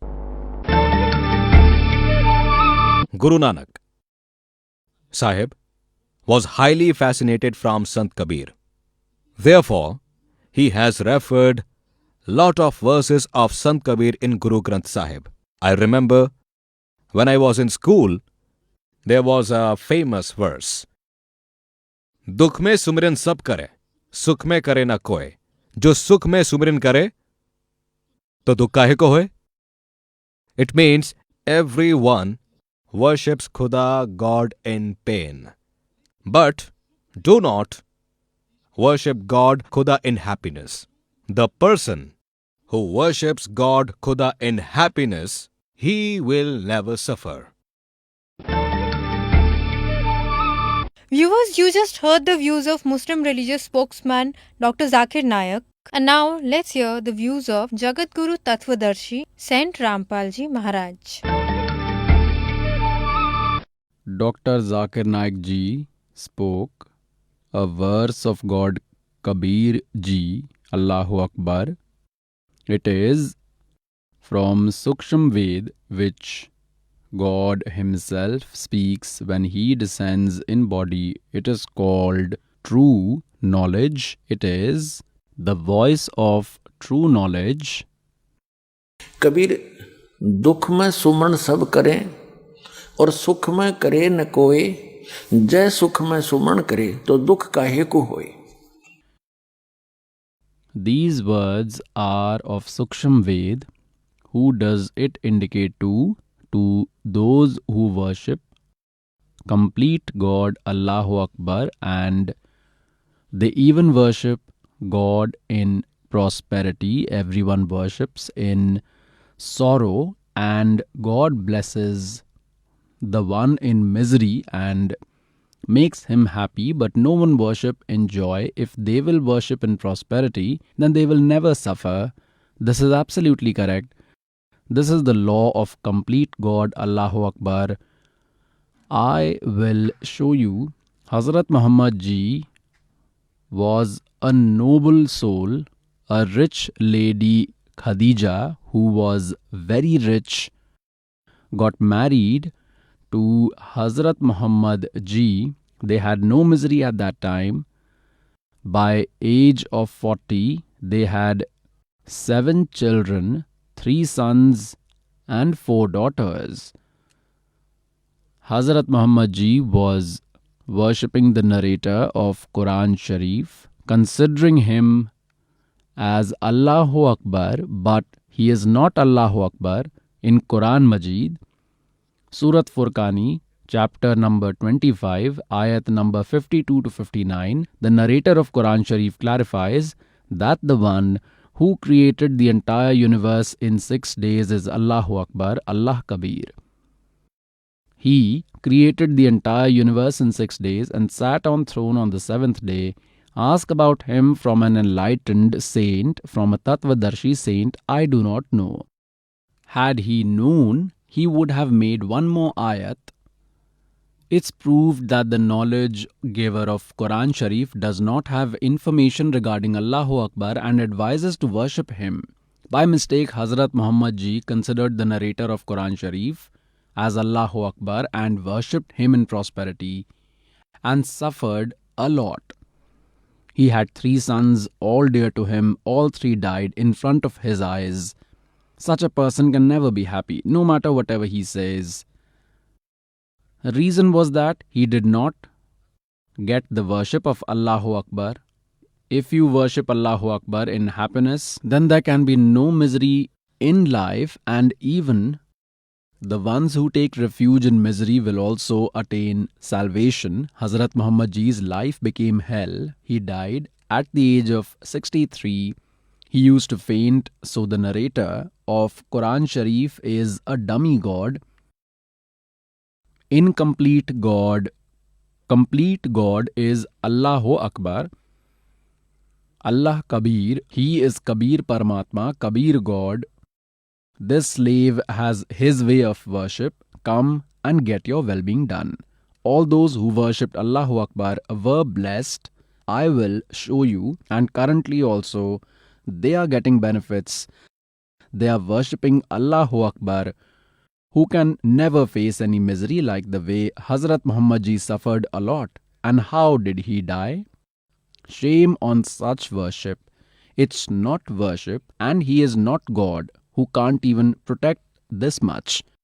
With this, it's proved that whole Muslim community, instead of worshipping Allahu Akbar, is worshipping the dummy God.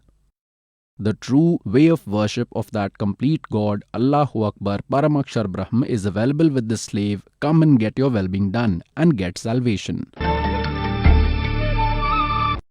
Viewers, let's know the experiences of those devotees who have taken initiation from Jagadguru Tattvadarshi Sant Rampal Ji Maharaj and are following his way of worship. What is your name, sir? My name is Gulab Singh and Gulab Das. And what do you do? I am leading a retired life nowadays. Prior to this, I had served in Haryana government as IAS officer. Sir, where all was your service? My service was at various places Like I was SDM in Ambala. Also, I was managing director in sugar mills. I was additional deputy commissioner in Sonipat, deputy commissioner in Rohtak and Jind. I was commissioner division in Gurgaon, and then was at various places in Chandigarh. So, how did you get associated with Saint Rampal Ji Maharaj? It was a pleasant incident that happened with me. Maharaj Ji, Saint Rampal Ji did mercy on me and drew me towards him. I was working as deputy commissioner in Rohtak district, and in 1995, Prime Minister was to come on 15th August at Balor village near Bahadurgarh. There he had to launch Government of India scheme of midday meal for the first time. So his program was fixed, and the government had asked me to make all arrangements to make it a wonderful program. There will be a public meeting and children will be served food, and it is your responsibility. Now it happened that it started raining very heavily, and it did not stop. It continued raining for many days, due to which we could not make any arrangements. The ground where that function was to happen was filled with water. Where the helicopter was to land, it was also filled with water. Roads were also filled with water, and the situation was like that. I felt like my job is in danger. I requested the chief minister of that time to please make slight change to Prime Minister's program, because rain isn't stopping and we are unable to make any arrangements. Whatever water we remove, it gets filled again due to rain. The chief minister told me in strict words that Prime Minister's program do not change. Do whatever you can and make arrangements. Prime Minister will come as scheduled. I was in a great fix, and it was a very dangerous situation for us. My gunman, who had taken initiation from Maharaji, he used to talk to me and tell that Kabir is God, and used to tell Saint Rampal Ji Maharaj is God's incarnation. I used to argue with him, what is this useless knowledge that you have brought? Can Kabir be God? But that day he suggested me that you take a resolution that you will take refuge of Saint Rampal Ji Maharaj and commit for one path, then everything will be all right, and weather will be fine, and there is nothing to worry. As it is said, a drowning man has no options. So I took a resolution from heart, and because I was troubled at that time, I said, okay, let's see your Saint Rampal Ji as well. I took a resolution that I will get a spiritual ritual done. I had not taken initiation at that time, and I was surprised that the moment I took resolution for spiritual path, immediately the sky got clear and rain stopped. I only had 2 days, and it was 13th August. There were no clouds at all, and I breathed a sigh of relief. I gave instructions to all departments to get on their work, and we worked for 24 hours day and night with more labor force and installing many pumps. We took water out from the ground. We made all arrangements. The pavilion, helicopter and all arrangements were done. And the program of Prime Minister on 15th August went very well.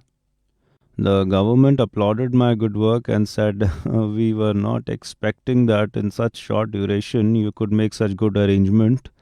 But I knew who did all arrangement. I had gained a lot of faith due to that incident.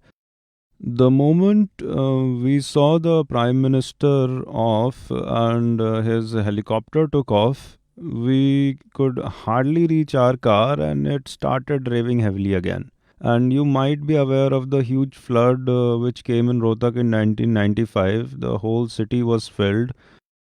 Thereafter, I became firm that indeed the saint, in fact, I had never seen Sadhguruji, that who Saint Rampal Ji was Only my gunman devotee used to discuss about him, but I was confident that this saint is definitely superior, and Kabir is definitely God indeed, who listened to my prayers so early and helped me save my service. So I had complete faith on him.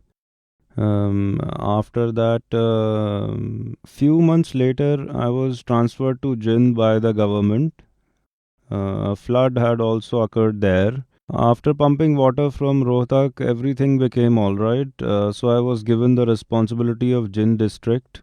At that time, Maharaji used to live in a cottage in Jind district. Then in October, I got a part done at my house by requesting Maharaji. So Maharaji blessed me, Saint Rampal Ji, and he stayed in my house for 3-4 days.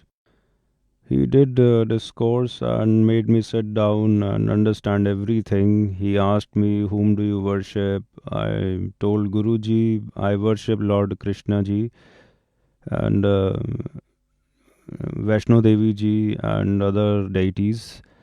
Then God told me, Saint Rampal Ji told me that you leave everything. एक के साधे सब सधे, सब साधे सब जाए, और माली सींचे मूल को फूल फले अघाए. He taught me a lot, gave me knowledge, and I understood it. He blessed me and gave me initiation. And later, I got second part done in March. So this is how I came in refuge of God, my Sadguru Saint Rampal Ji Maharaj. This is my small story. Sir, the devotion which Gurudev, respected Gurudev Saint Rampal Ji Maharaj has given to you, do you think you will attain salvation from it? Yes, of course we will. There is no doubt about it, because the way of worship which Guruji tells is proven, and all those whom God had met, who all have got salvation, support the same. They have mentioned it in their speeches, verses, like there was Garib Das Ji or Dharam Das Ji and other great saints, or Guru Nanak Ji, and same path our Satguru Saint Rampal Ji Maharaj teaches based on Vedas and other holy scriptures. The way of worship which he tells is based on our holy books. Guruji preaches the same way of worship which is in the scriptures. It's the same way of worship only, with the same mantras, and a lot of great saints have attained salvation. So I do not have any doubt in this. I have complete confidence and firm belief in the knowledge which Maharajji gives, and miracles happen to people. They further make us determined that we will surely attain salvation. This is the only way to attain salvation, and no other way except this. Thank you, sir. Thank you. Viewers, let's proceed with the program and know the views of Jagat Guru Tattvadarshi Saint Rampal Ji Maharaj. Now what is proven? That there is one master of lineage and rest all are deities of their respective level, which is proven in Bible as well.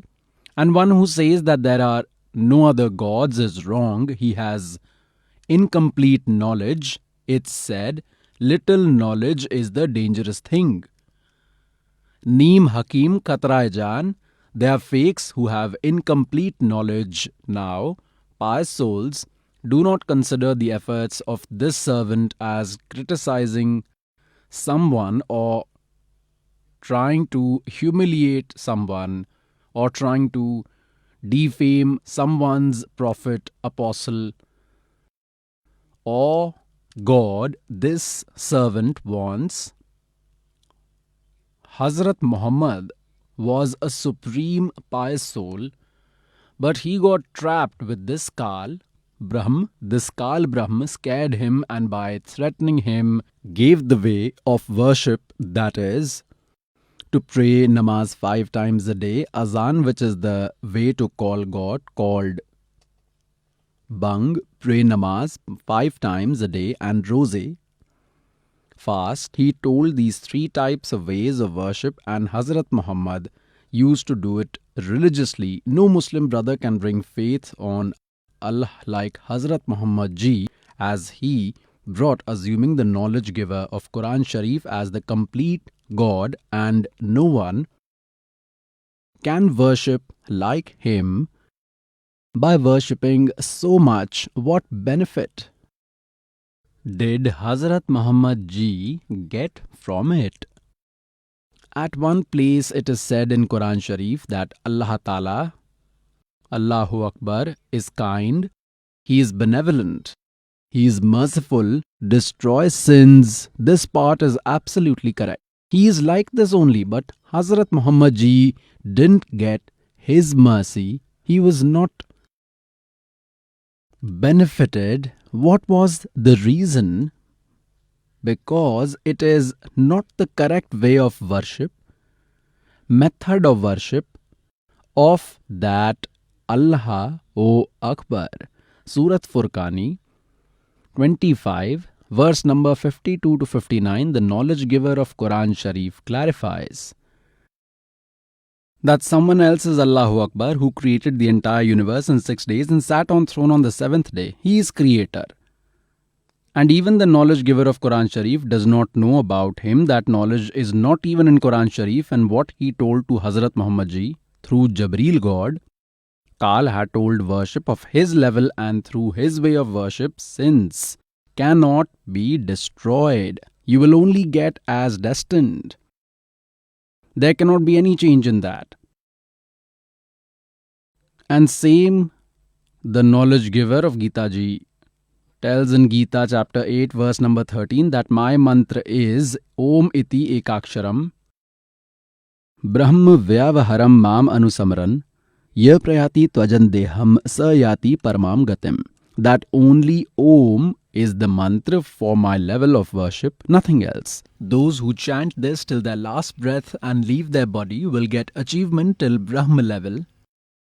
And what is that achievement? It's Brahmalok, Kal's region. It's said in chapter 8, verse number 16, souls who reach to Brahmalok are also in recurrence.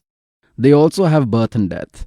Then the knowledge giver of Gita ji tells in Gita chapter 8, verse number 5 and 7 about his worship, that if you will worship me, you will attain only me. You will reach to Brahmalok, but your birth and death cycle will remain same as mine and cannot attain salvation. You will get according to your destiny, deeds.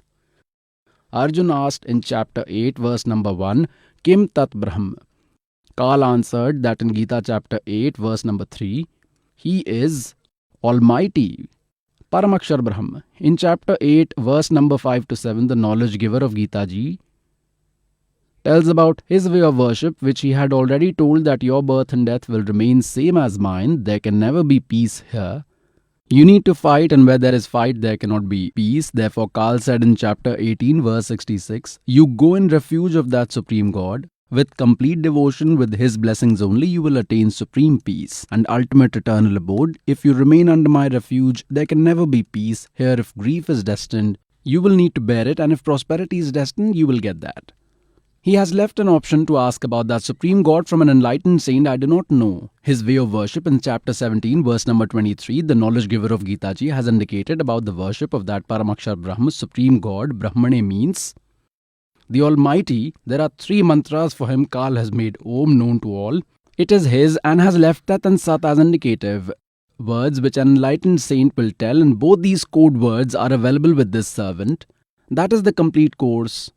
Complete God's worship is told in chapter 8, verse number 8, 9, 10. If you will worship Supreme God, then you will attain Him. In chapter 8, verse number 5 and 7, Kal says, if you will worship me, you will attain me. One who will worship Kal will go to Kal's region. In Gita chapter number 8, verse number 16, it is made clear that even after reaching Kal's region, all are in recurrence.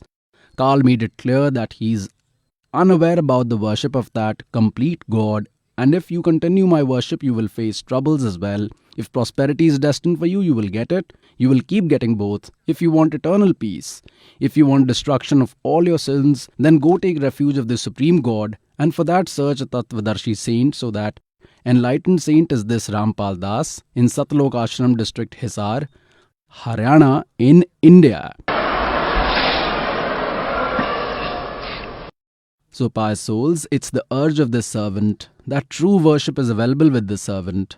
You will never have any misery God will always remain with you. That worship of Allahu Akbar. He had himself come over here and told it that knowledge is available with the servant. Obtain it and get your well-being done.